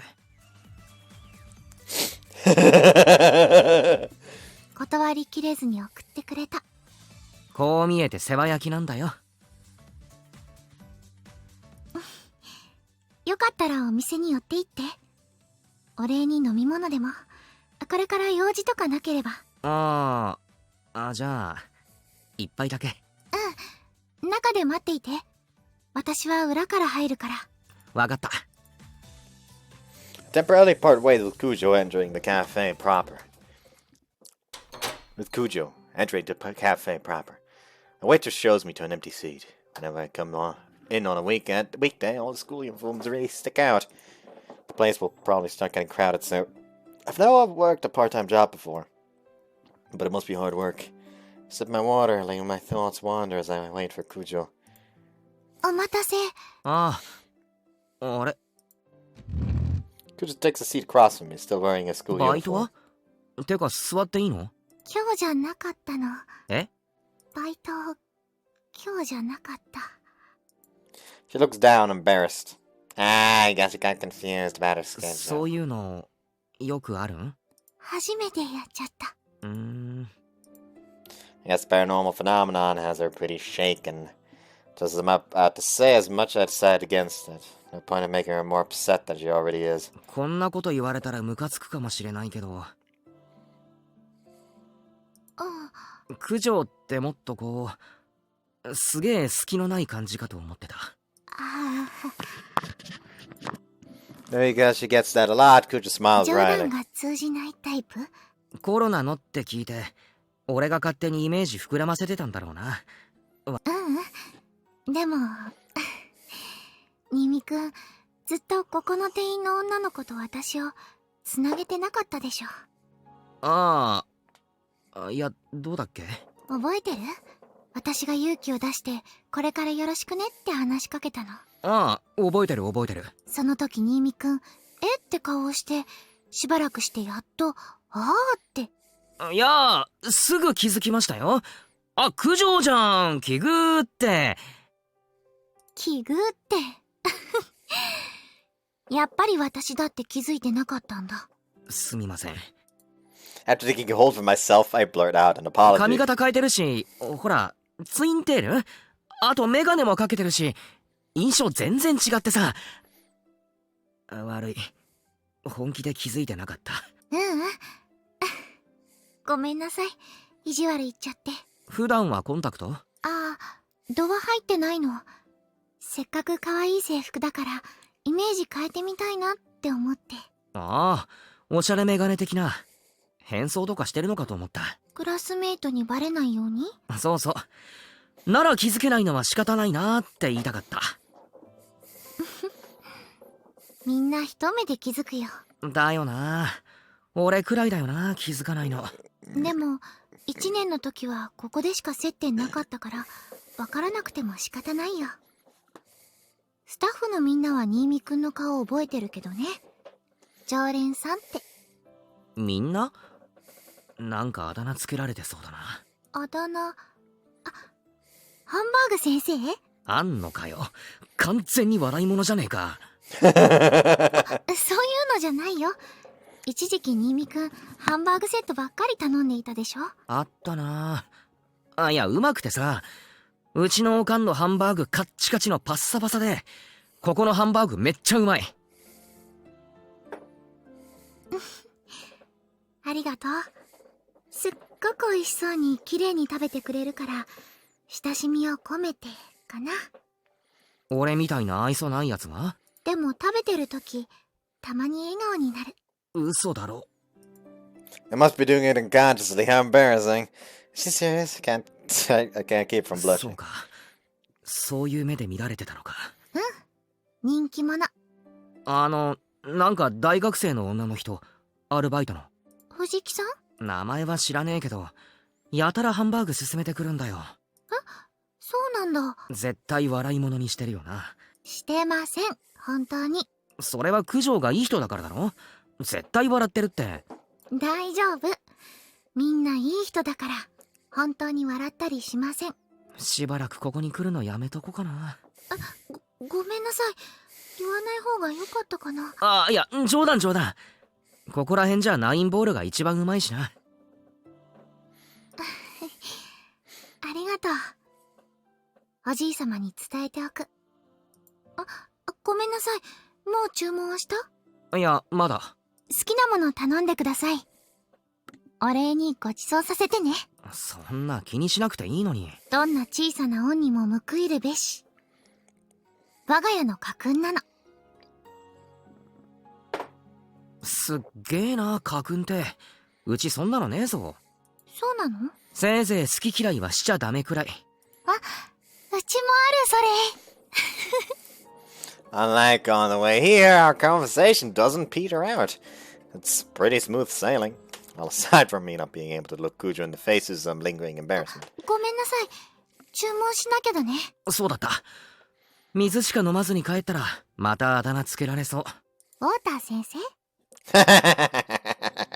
サリバン先生かよ。Sultan of Sip! Oh, you know I have to use that as the fucking title. I'm gonna fucking write that down real quick before I forget again.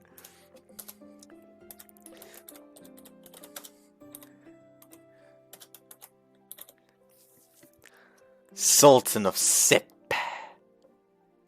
Nice. そっちの方がいいね。Surprisingly enough, we're getting along really well. I was all ready to curse her for pushing this on me. But now I'm great, but with how great it is turning out, I guess I owe a thank you to Miss Narase. おう、おっせえじゃねえか。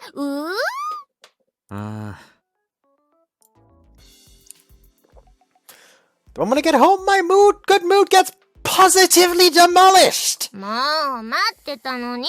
遅いよ、もう。いや別に、約束とかしてないし。察して。兄なら妹の気持ちを察して。No. 無茶言うな。てかお前、どうやって入った？合鍵。渡してねえぞ。そう、渡してくれないから、お願いって頼んでみた。親父か。ちょろかったですわ。ほんとお前に甘いな。I stifle a sigh and throw my bag on the bed. 言って、なんだよ。当たってないだろ。はい。何しに来た？空きスペースの確認。私物は持ち込ませないし、同居もしない。くそ。帰れよ。こんなに待たせておいてそれ言っちゃう？お前が勝手に上がり込んだんだろうが。一緒にご飯食べたかったの。たまにはいいでしょ。食ったら帰れよ。やったー。もっく行こもっく。へいへい。着替えるから待ってろ。おーい。あ、そうだ兄やん。ファイナルビルダーズでニーニが頑張って作ったお城、きれいさっぱり解体しておいた。やっぱお前帰れ。美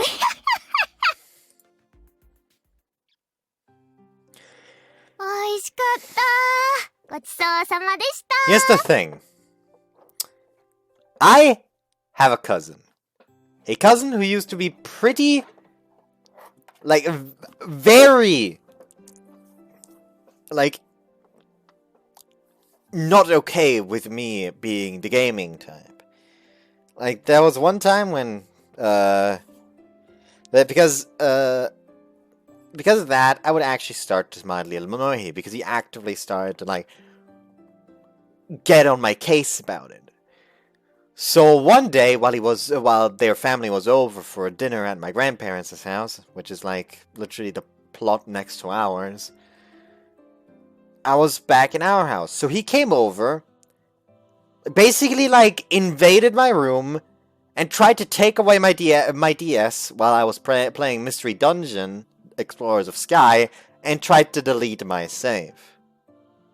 Just to get me to stop and not play games.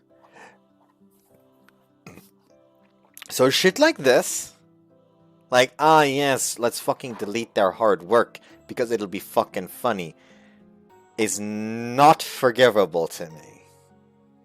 Fuck off, Sora. You're making more and more of a bad case for yourself. Skip.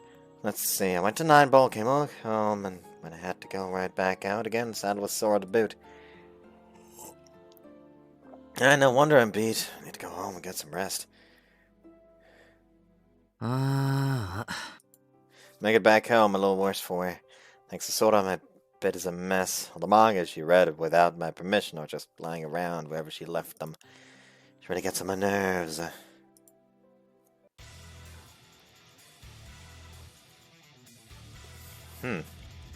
セーブしました。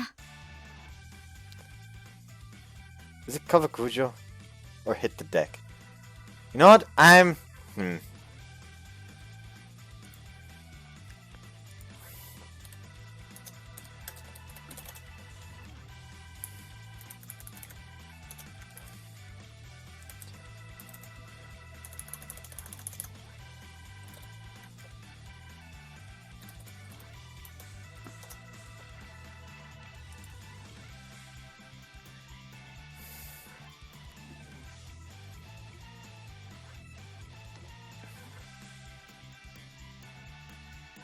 Yep.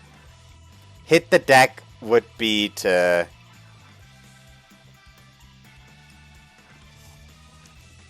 go for the bad ending. So cover Cujo. Cujo! Cujo gasps. I contain the intense pain surging through me and kick off the floor, covering ground at a dead sprint to Cujo to push her out of the way. Cursing flames sweep over our heads and converge on the student. A vortex of flame around him swells. And he's dead.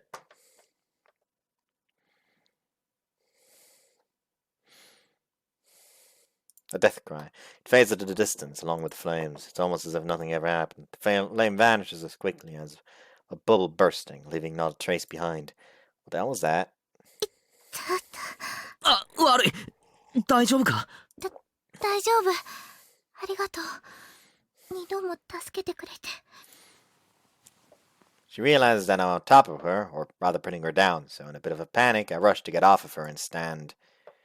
Cujo probably took a pretty hard hit when I tackled her. As she stands, she rubs her lower back. I look down at the fallen student in silence. てるよね。Is he? ちょっと待って。ニーニの方がハンバーグ大きくない？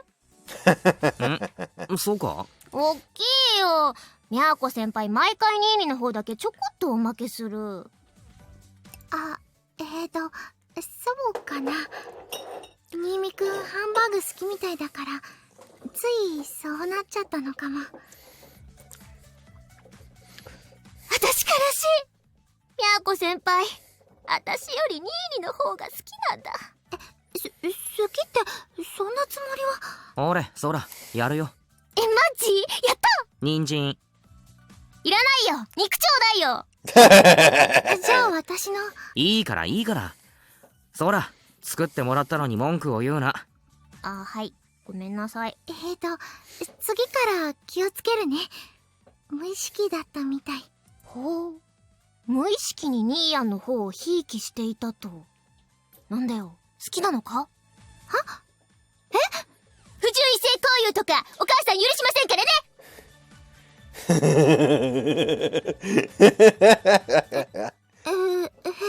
そら、黙って食え。はい。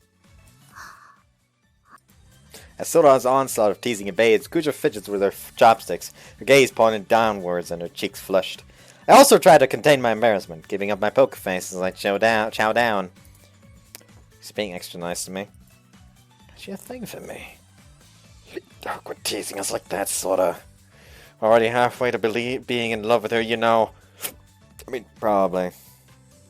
I decided this delicious food sure does its bad. It's so freaking good. そうだ。そろそろやりまっか。 Still chewing on food, Sora reaches for her laptop. And so the merrymaking comes to an end. You see, there's also a strategy debriefing. Okay, skip. Boop! Shake off her hand.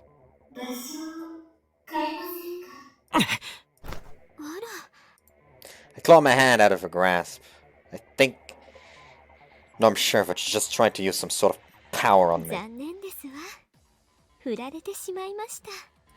She smiles sardonically. I completely underestimated her. She acts gentle, and I don't think she even intends any harm, but she's extremely お dangerous. 水のおかわりいかがですか？ Cujo has probably sensed something is off. She comes to our table and flashes a look of concern いえ、 my way. 大丈夫です。ありがとう。I can't tip my hand, so try to convey that I'm okay through my wording. Cujo bows a silent apology and returns to her usual spot. そう。彼女はあなたのお仲間なんですね。え？彼女もユーザーなのでしょ？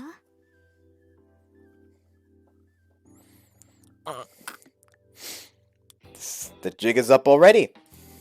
My acting skills suck. 私は合格かしいや、別に試すつもりなんて。ら。冗談ですわ。あなた様ともっと仲良くなりたかったのですが、今日は退散いたしましょう。あんなに怖い目で見られては、せっかくの楽しいお話も夢中になれませんも怖い？の。では、これにて。Senpai takes the check and stands up. 俺が。大丈夫だった？ Cujo claims a seat across. いいのか、仕事中に。心配で。なんだか変だったよ。ちょっとやばかったな。頭がぼーっとして。平気？もう大丈夫。よかった。悪いな、心配かけた。ちょっとうかつだったな。それもなんだけど。けど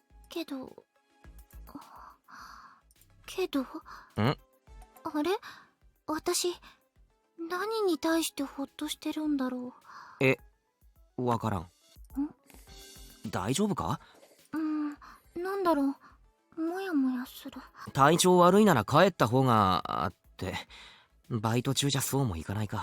そうだね。お仕事戻らないと。無理しないようにな。俺はこれ飲んだら帰るよ。ニミ君、後ろに。Almost whoops. Skip! じゃあ、犯人にそのアンブロシアってやつを飲ませるか、九条の力で奪ってソフィーに回収してもらう。おっと。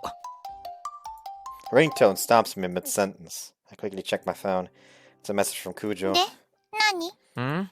話はもう終わり？そうだな。ありがとう。じゃあ私は戻るわ。早く魔眼のユーザーを探しなさい。Oh, this time he actually doesn't find out about that, so when she reads his memory, she can't find out about it. 色ぼけね。Sophie sighs at me as I sit there, oddly distracted and replying to Cujo. By the time I look up, she's already gone. I may have hurt her feelings a bit, but whatever. Cujo's more important. You did well out there. Are you feeling any side effects from her using her power on you? I'm worried about you. Cujo offers a rather clinical reason for her message. Since her writing can be a little stiff, it comes across more like a doctor's courtesy call than a concerned friend checking up on me. But you know what? I don't care. I'm happy just to be receiving a message from her in the first place. My heart is pounding and I can't settle on how I should reply back to her. Am I a fool, like Sophie said? Cujo and I grew up in vastly different environments. She probably has no interest in somebody like me. I'm just a friend to her. But trying to discourage myself, avoiding getting my hopes up. Maybe even turning a blind eye to my emotions and admonishing myself to not get the wrong idea. Start writing a message and delete it. Write it again and delete it again. Man, that's not a good look. I'm gonna have to face my feelings eventually, whether I want to or not. I'm not gonna be able to hold out much longer. I guess I like Cujo. And I guess I don't want her to find out. Finally, I sent her a curt reply. I'm fine. I sighed to myself, unable to imagine her having the courage to send me another message after getting that lackluster response. Think about Cujo, feeling my heart warm, and then feeling a needle jabbed into it. Back and forth, back and forth. I'm probably just finding it hard to convey how I feel to her. I'm much more of a wimp than I ever would have thought. And that's why I'm holding out hope. I want to at least stay by her side as long as possible. I want to remain someone that Cujo can rely on.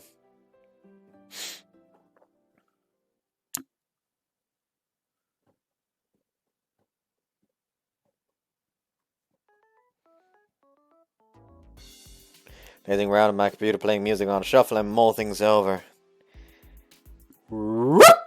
弱気なこと言ったら愛想つかされそうだな。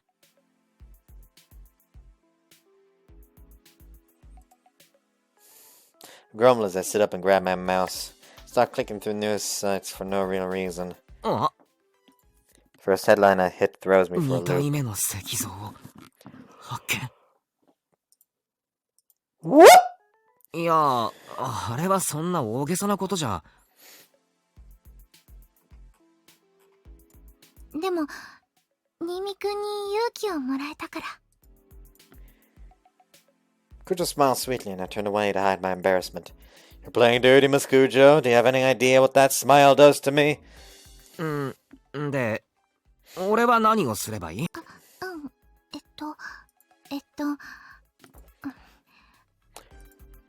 ？Whoop! Her eyes are so fierce. There's a strength within, compelling me to throw caution to the wind and do whatever I can to support her. That's why I'm terrified of her, of ever finding out the truth beyond my own motivation. I'm not a poor soul like she is. I'm only trying to ensure that she isn't disappointed in me, that she doesn't come to resent me. Beyond my poker face, I'm utterly desperate. I think for a moment about what kind of answer Cujo would want to hear, and then I give it to her. 俺にできることがあれば何でもする。ありがとう。九条が成長するために俺は何をすればいい？勇ましいこと言っちゃったけれど、具体的な案があるわけじゃなくて、新見くんに相談できれば道も見つかるんじゃないかって思えて。ああ、そっか。それが相談だったのか。私、頭が固いから、柔軟な発想で助けてもらえたらいいな。I'm getting so embarrassed I have to turn my head away. Cujo doesn't think of me the same way I think of her, which makes this feel like torture. We're all alone in my apartment, and I mean, sure, we get along. I'm sure she feels some fondness for me, but Cujo is what you'd call innocent, untainted. That's just no way it is going in the direction I hope it is. Man, I'm suddenly all down in the dumps about this. What am I gonna do with myself? ごめんね、一人で盛り上がっちゃって。いや。Right, now I worried her by going all quiet. Way to go, me! Cujo's apology gets me a little flustered, so I try to cover for 考えて myself. たんだ。もっと、そう。かけるくんは私と出かけるんです。あれ？では本人に聞いてみましょう。必要ありません。かけるくん、行こう。はい。あらかける様、またいずれ。はい。返事なんてしなくていいんです。はい、すみません。Cujo yanks my hand and drags me off. Did I almost say hanks my おい、 hand? 九条。九条あ、って。ごめんなさい。She immediately releases my hand. Man, why did I say anything? I flex my hand, savoring the lingering warmth of Cujo's body heat. He's just... Ah! ごめんなさい、強引に。助かったよ。また能力を使おうとしてたな。やっぱり魅了とかそんなのだと思う。頭がぼーっとして従いそうになるんだ。魅了。でも九条が俺のことかけるくんって呼んだのは驚いたな。あ、うん。Flustered, she turned her beat red face away. なんでだろう。張り合っちゃって。いいけどな、別に。かけるくんでもかけるでも。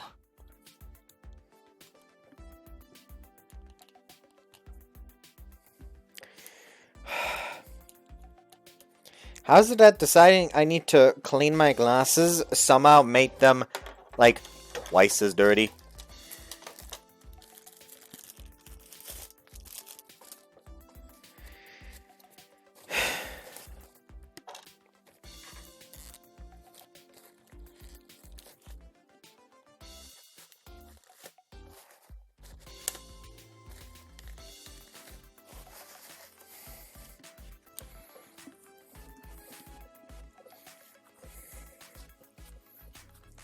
呼び捨てなんて。行きましょう、ニミくん。ああ、戻っちゃった。だって恥ずかしい。Cujo hangs her head and picks up the pace. Putting on a strained smile, I jog to catch up with her, then match my speed to hers. We walk past the park, but not quite the whole way to the shopping district. Whoop! Oh no. This is right after she got the memories. 終わったのか？九条？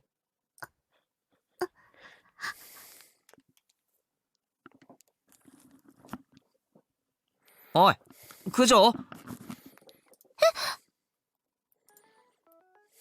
I have to shout her name before she reacts. For some reason, she's acting really weird.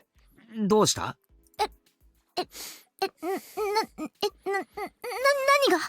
何がって。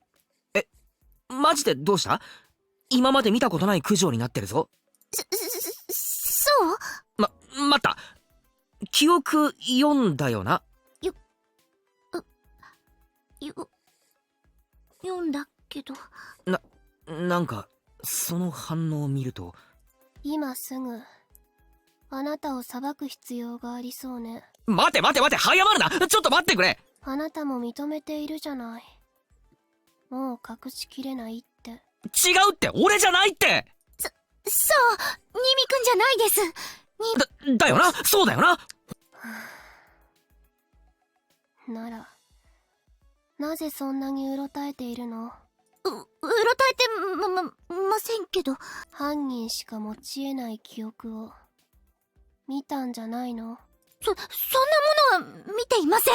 そんなものは？待った！九条、俺の何を見たんだよ。湧い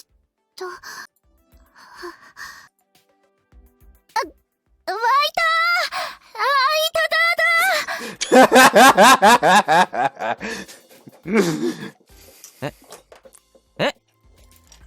Cujo said he clutches his stomach and groans in pain in a super contrived way, I might add.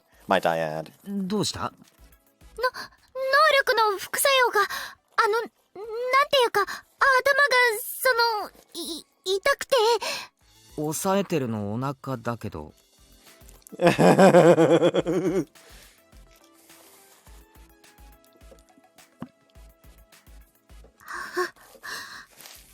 九条？ごめんなさい。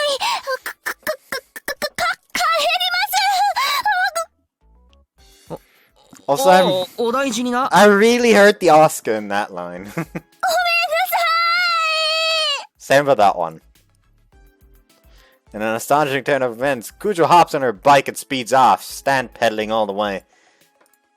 What the heck, 俺 Cujo? の容疑ええ、晴れてませんよね。そうね。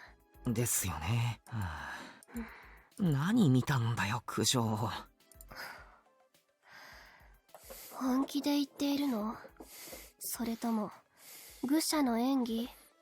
はあ？顔が真っ赤だった。あ、そう？あなた九条さんに好意を抱いているでしょ？いや、その記憶をデコイとする。用意周到ね。待った、何の話だよ。本物の愚者なのかしら。そこまで徹底するなんて。九条さんはあなたの記憶を読んだ。つまりあなたの行為を知った。だからあんなにうろたえ Whoops. だからあんなにうろたえていたんでしょ。今日がそがれた。なんて茶番。いや、お幸せに。Yuki sighs deeply and makes her exit. She read my memories. She knows that I have a thing for her. That I like her. Oh shit. Oh shit. Oh shit.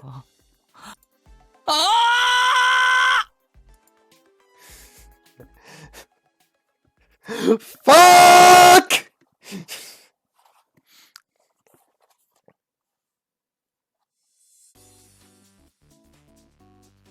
It's been a week since Cujo accidentally found out about how I feel about her. Cujo responded in kind, and now we're dating. What? Fucking whiplash! I feel like I know why not many people seem to like go for her, that like seem to like state her as their favorite right now, because like while she's like an extremely good character, the fucking romance aspect seems so fucking hurried. AKA yeah, right. Yeah, right. If it really turned out like that, I'd be the happiest man on earth. Okay. I take back what I said. I should have just been patient. In reality, I step out of the bathroom and nearly run into Cujo. She quickly looks away and rushes into the girl's bathroom. Yep. You guessed it. Ever since that day, she's been avoiding me like the plague. We haven't so much as spoken. Needless to say, our search for the Evil Eye's user has been completely abandoned. It's like she doesn't know what to say to me. I guess I'm glad that she doesn't seem to think I'm a creep. Well, this kind of feels like she's already turned me down before I even asked her out, so there's definitely more downside than upside here. Yesterday was the end of our long-awaited Golden Week holiday. Went back to my folks' place, where basically nothing happened. Cujo and I didn't so much as message each other. I have a horrible feeling that if things continue like this, we might just keep drifting apart. I'm really beating myself up for asking her to read my memories, but more than anything, I wish that if she wanted to turn me down, she would just tell me straight. To sum it up, ever since that moment, my days have been filled with lovelorn sighs. はーい、お疲れ様。このままホームルームしちゃうよ。 The bell rings, signifying the start of afternoon homeroom. Some short announcements are made. Copies of our math homework are passed 余っ out. たり足りなかったりしたら後ろで調整してね。はい、ホームルーム終わり。日直さん。 Same as every day, we're told to stand and bow. I throw my bag over my shoulder without sitting down again. あ、待って待って。As I begin preparing to go home, Yuichi calls out. どうした？みんなでラウンド2に遊びに行くんだけど、どう？カラオケか？ビリヤードとかボーリングとか好きな感じに。俺はいいよ、そういう。ダメ。今日は来てください。九条さん、かけるがいないと来ないし。九条が？俺がいたらなおさら来ないだろ。かけるも行くよって誘ったら、じゃあ新見くんもいるならって。お前勝手に。で、Don't just fucking sign me up without asking. Excuse me, what? 何？俺がいるならって言ったのか？嘘ついてないだろうな。まだついてないよ。かけるが来てくれないと嘘になっちゃうけど。来るよね。わかったよ。よっしゃ。Yuichi pumps his fist. He gives me a hearty slap on the back, despite me clearly not being enthusiastic about this. His lips curl into a suggestive, and might I add, somewhat evil grin. なんだよ。九条さんと二人っきりにしてあげるからさ。まあ、うまくやりなさいよ。おい、なんだよそれ。目があったらそらしたり、すれ違う時も意味深だったり、あからさま認識してたりさ。こっちとしてはもうお腹いっぱいなんだよね。まだ付き合ってないんでしょ？さっさとひっついてほしいからアシストしようってなったわけ。だから誘ったのか。余計なお世話だな。こっちはいい迷惑。二人が落ち着いてくれないとみんな気が気じゃないんだよ。みんな？バレバレだからお互い意識してるの。九条さんがかけるん家に行ってること僕以外も知ってるし。うわっかけるのそんな顔初めて見たかも。超照 Too れ bad て he る。 won't actually show there. うっせえ。まあ今日で決めちゃってよ。二人で抜け出しちゃってもいいから。あんまり期待すんなよ。してないよ。振られる方にかけてるから。全員で面白がってるのかよ。他人の恋愛なんてそんなもんでしょ。九条さんライバル多いから僕らが面白がって注目してるうちに決めないとチャンス失うかもよ。やっとマジな目になったね。じゃここで待機してて。掃除の子いるから終わったら出発ね。わかった。最近暗いニュース多かったしさ。明るいのお願いね。振られた方がいいんだろ。僕的にはそっちの方が笑えるね。He gives me another slap on the back before heading over to the circle of girls. I've been thinking of doing something about the situation for a while now, but it's tough to get going on my own. Still, this isn't what I was hoping for. Not only are they pushing us together, they're even wagering on the outcome. I hate that they're making a spectacle out of me, but I guess now that I'm in this deep, I don't have any way to go but forward. Fine mess I've ended up in!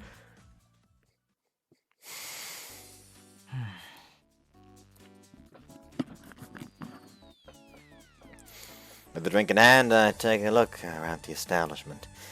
Round 2's first floor is less of an arcade and more what we call an amusement corner. The whole floor is just rhythm games and crane games. The second floor has more classic arcade games, as well as the games that pay out tickets. Going even further up, there's bowling, darts, billiards, and even karaoke. Everything a student could want is right here. We're just by the place, it's jam-packed with students. To tell the truth, I don't really care for this place, it's too loud for me. And knowing how frugal Cujo is, my guess is she doesn't come here often either. Both of us are a bit on the antisocial side, and yet here we are, joining in the fun. Sure, the plan is to get us some alone time, but the only way I can see this going, the only way I can see this going, is that we both just get dragged here, there, and everywhere by our friends. I take another look around. Nothing but students around us. However, I've lost track of Yuichi and the others. Don't tell me that he ditched me when I went to buy a drink. They seriously are trying to get. If they seriously are trying to get the two of us alone, then Cujo has probably been stranded on her own, just like me. I could just go home if I wanted. I sigh. I decide to go look for her. I decide to go looking for her. To be frank, I just want to be able to tell myself later that I at least tried looking. Right now, the greater part of me wants to just go. Nah, that's not quite right. I just want to run away. So I have concocted a simple realization that I can use. Rationalization that I can use. Tried looking for her, but didn't find her, so I reluctantly went back home. But things never turn out the way you plan. Mere moments later, I catch sight of Cujo. She's all alone, standing by the wall. The look on her face says she's waiting to meet someone. Could be me. I quickly abandoned that thought. Maybe I should pretend I never saw her and go home. But I still can't shake the idea that just maybe. It's just... I've been waiting for Cujo to come talk to me this entire time. It's time to stop being such a wimp.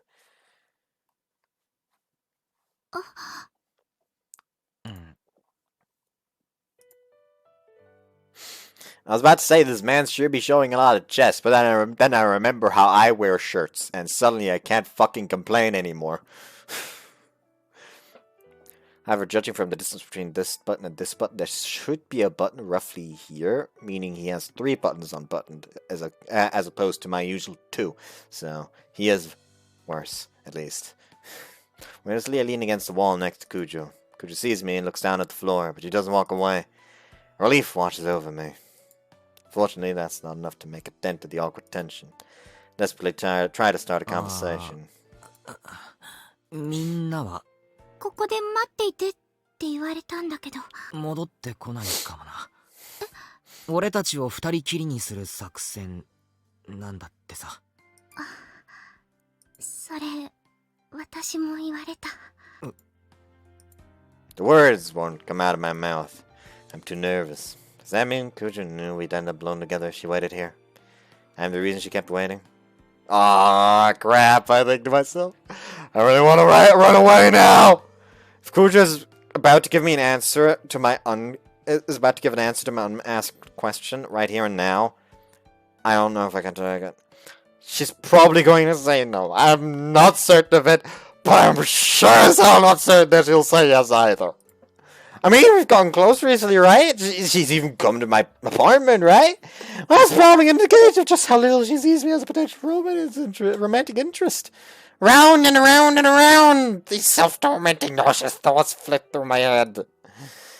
But if I'm gonna get shut down anyways, I should at least give it everything I have and go out in a blaze of glory. 九条。俺の記憶読んだとき、俺の気持ちも筒抜けだよな。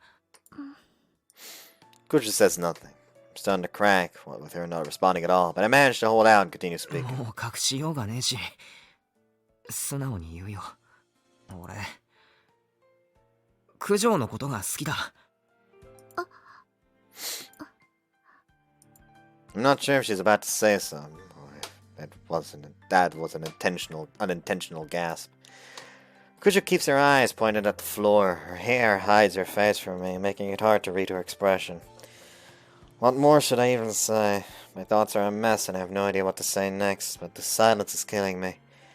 I just keep saying whatever comes to mind. 困るよな。俺の気持ちを押し付けられても。そんなことは。いや、いいんだ。困るのは当然だし。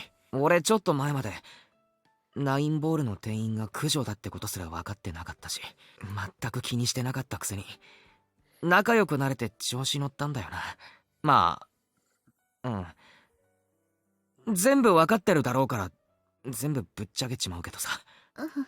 犯人探しを手伝ったのは九条と仲良くなりたかったからだ。だよな。軽蔑するよな。だから隠したかった。九条は可愛いし料理がうまいし気に入られたかったんだ。手伝ったのは 100% 下心だ。まあそんなわけでさ。俺が導いてくれるって九条は言ってたけど、俺はそんなすごい男じゃなくて、九条を好きになったのも九条が可愛かったからだ。料理もうまいし、これさっきも言ったな。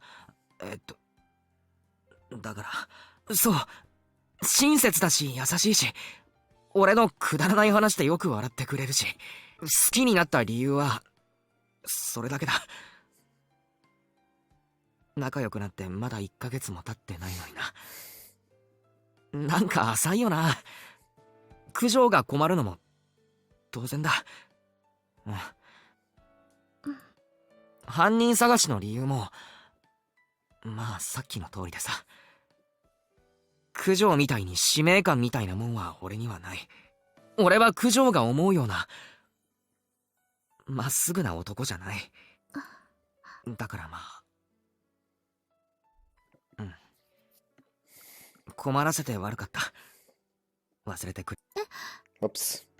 困らせて悪かっ Should た。 we finish? 忘れてくれていい。じゃあ。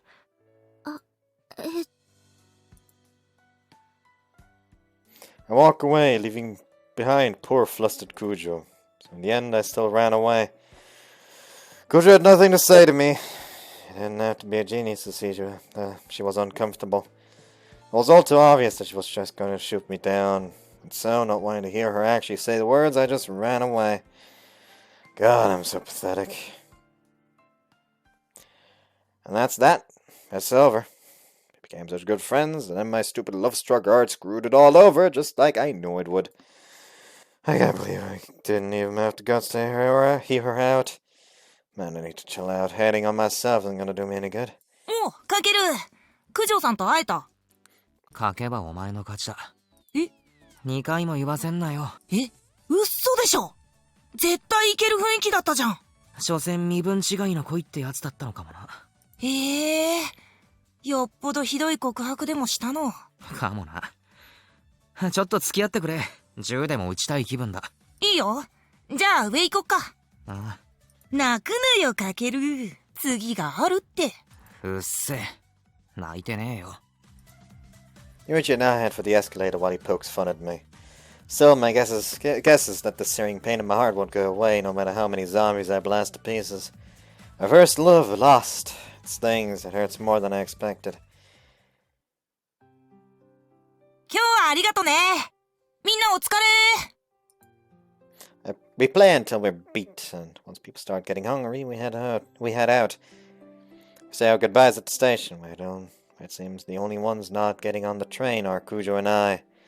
No soul asks about how it went with me and Cujo. Maybe Yuichi already filled them in. At any rate, it seems like they're acting considerate of us. As they walk by me, heading into the station, last one gives me a meaningful look. So here we are, just the two of us. Talk about awkward. Guess we'd better hurry home. I'm sure in a little while we'll both be over it and be able to talk normally like we used to. But man, I'm so not ready for this yet. God, that's pathetic.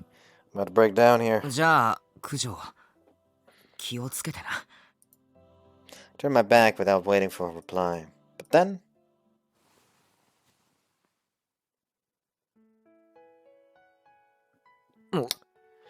We know what he looks like! Why are you fucking...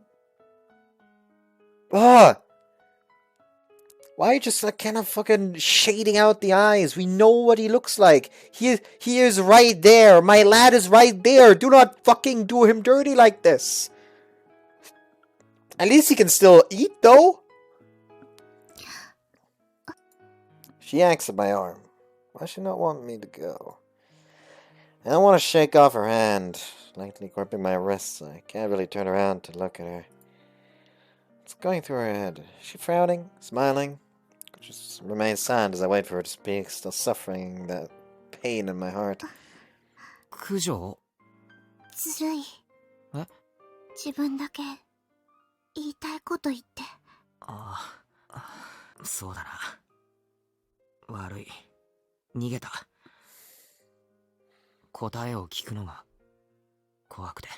新見くん一方的に喋って答えが必要な質問してくれなかった。そっか。そうだな。しなかったな。まだ続きがあると思って待っていたのに。新見くん、話すだけ話して行っちゃってずるい。今続き言っていいか？うん。俺と付き合ってくれ。Cujo doesn't answer, which is pretty cruel actually, after making me say all that. There's a part of me that wants to burst into tears, but now that I've come this far, I'm past the point of desperation. I'm hanging on her every word. When she turns me down, it's gonna hit me so hard, I'll go flying backwards right into a trash can. 聞かせてくれ Where る I か？ belong. 新見くんはああ、自分のことすごくないって言ったけれど。Here's the thing, yes, he's not the honorable guy, but he's looking for a killer for the sake of a girl, like... そうだな。私にとってはすごい人。恐れず炎に立ち向か Fuck, whoops. I like, did a twitch すごい人。 and hit both at the same 恐れず time. 炎に立ち向かった時からずっと尊敬している。 Respect? Let's see where this is going. She's going to tell me that she respects me, but isn't interested in me romantically. God, now I'm ready to run away again. But I hold back my urge and stay right where I 新見くん am. は私にないものを持っていて、頭もいいし、考え方も柔軟だし、何より勇気がある。そんなあなたのそばにいたかった。だから一緒に犯人を探しませんかって提案したの。新見くんが下心で私に協力してくれたなら、多分私も下心。え？ The topic takes an unexpected turn, leaving me speechless. What's to say for her? I'm about to whoop and jump for joy when I pause. Some still doesn't add up. Still doesn't add up. So I have to 多 ask. 分。自覚がなくて、気づいたのはつい最近で初めてのことだったから、自分が抱いている気持ちが何なのか分かってなくて、新見くんが私のことをどう思ってくれているか知って、それでやっと分かったの。高坂先輩と話している新見くんを見るのが嫌いだった。たとえ能力で仕方なくでも、他の誰かに新見くんを渡したくなかった。じゃあ、My voice cracks. Cujo takes a firmer grip on my arm. She's trembling. And maybe that's me trembling. My body is numb and my mind is blank. Silence drags on. My heart is pounding in my ears, だ though. って新見くんが思ってくれているほどまっすぐな人間じゃない。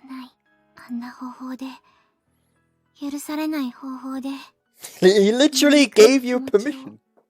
分かってしまって。 He literally gave you permission to search his memories.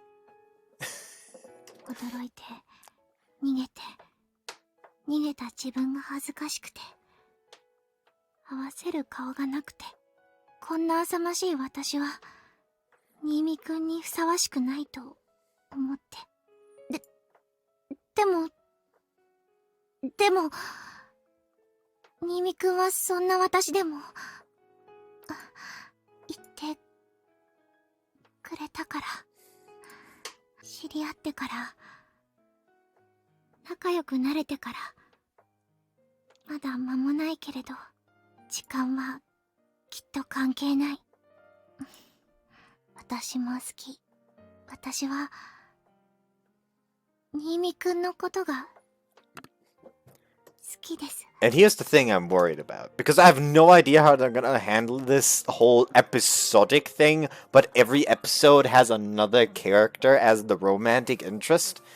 Because, like, how the fuck does this work? Like, is it like some weird parallel universe bullshit? Because I'm just sitting over here like, I'm just gonna sit over here like, no, poor Miyako. Poor Cujo. She's supposed to be happy with him. I'm just gonna be sitting there like, stop trying to fuck your sister and go back to fucking Cujo. No, I may go back to Cujo, not go back to fucking Cujo. You know what I mean? God fucking damn it.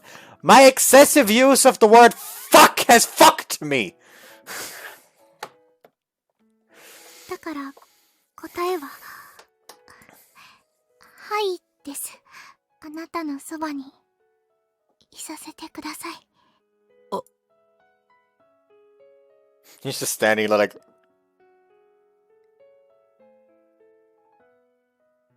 Huh? I don't know why that huh was so high. Just huh? 新見くん、はい。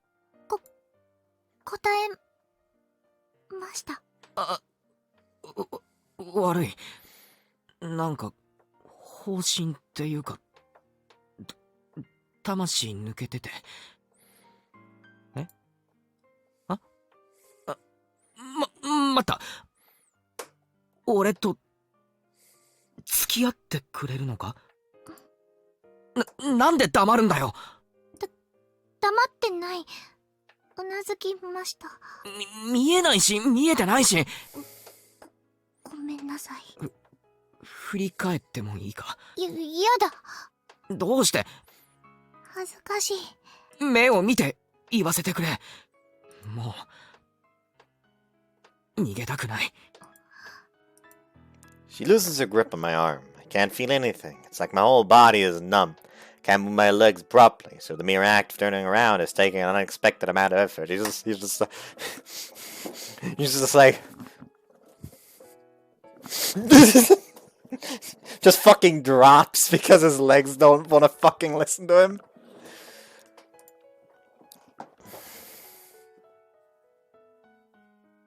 At last I see Cujo's face.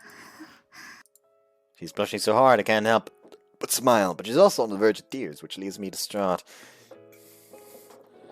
Too embarrassed to meet my gaze, she looks off to the side.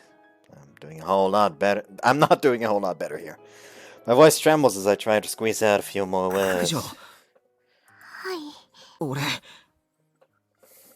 九条のことが好きだ。私も好きです。俺と付き合ってくれないか？俺の彼女になってほしい。はい。私を落ち着け。ごめんなさい。震えてうまく話せない。ごめんなさい。もう一回。俺の彼女になってくれ。はい。私を新見くんの彼女にしてください。私の彼氏になってください。ああ、ならせてくれ。ありがとう。嬉しいです。うん。これからどうすりゃいい？わからない。あ。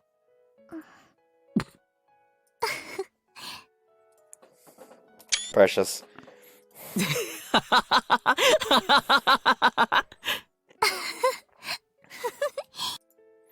know what? The overwhelming awkwardness pops the tension like a balloon, and the two of us burst out laughing together. Cujo is my girlfriend, and I'm her boyfriend. I can't believe it turned out this way. I never saw this coming! None of it feels real.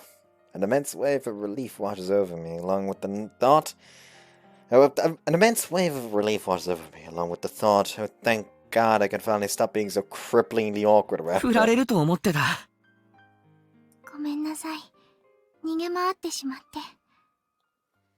私は新見くんが思ってくれているような。九条が自分のことをどう思っていても、俺の気持ちは変わらない。うん。俺こそ、九条に尊敬してもらえるような。新見くんが自分のことをどう思っていても、私の気持ちは変わりません。俺でいいのか？新見くんじゃなきゃやだ。私は新見くんの彼女になりたい。九条。新見くん。場所を変えよう。はい。We're in everybody's way here, standing around wrapped up in our own little world. As we calm down, we notice all the people looking at us, so we hightail it out of there!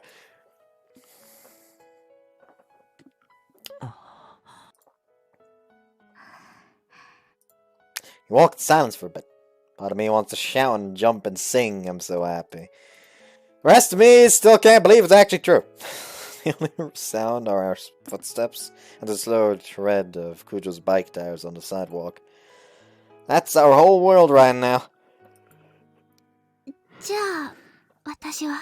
ああ、うん。Cujo's tone is reluctant. That was where we 今日 parked. は、ありがとう。いや、こっちこそ。俺もこっちこそってなんだ？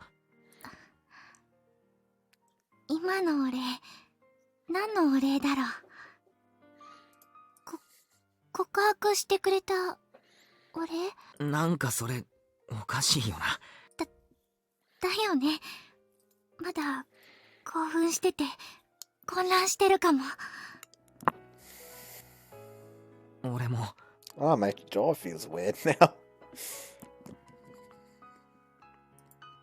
Another clumsy exchange puts an awkward smile on our faces.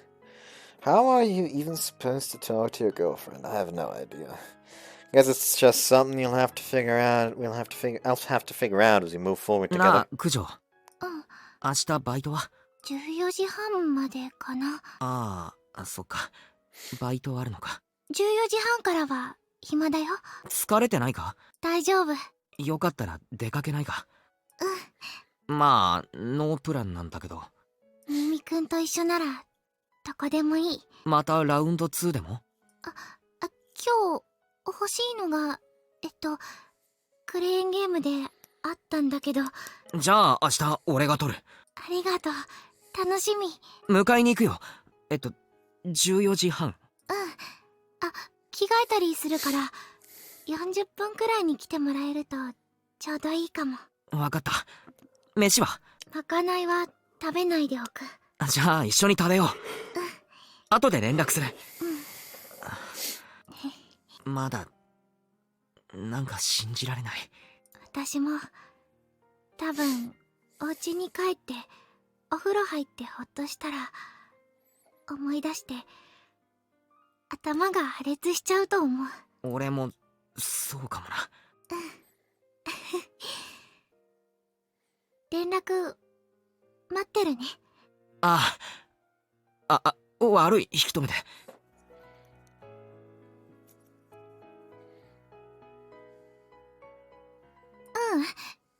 じゃあまた明日。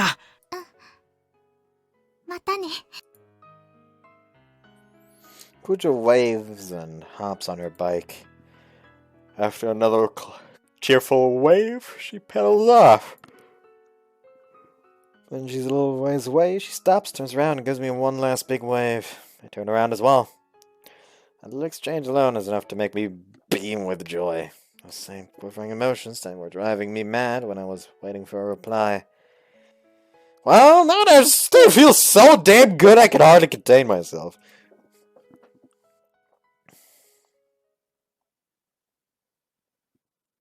Lover achievement unlocked. That looks like a cropped sex scene. ありがとうございました。Oh no. Oh no. Also, I just save over that.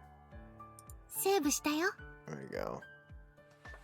That save was also useless, turns out. Anyways, hope you guys enjoyed this one, and see you next time. Bye-bye!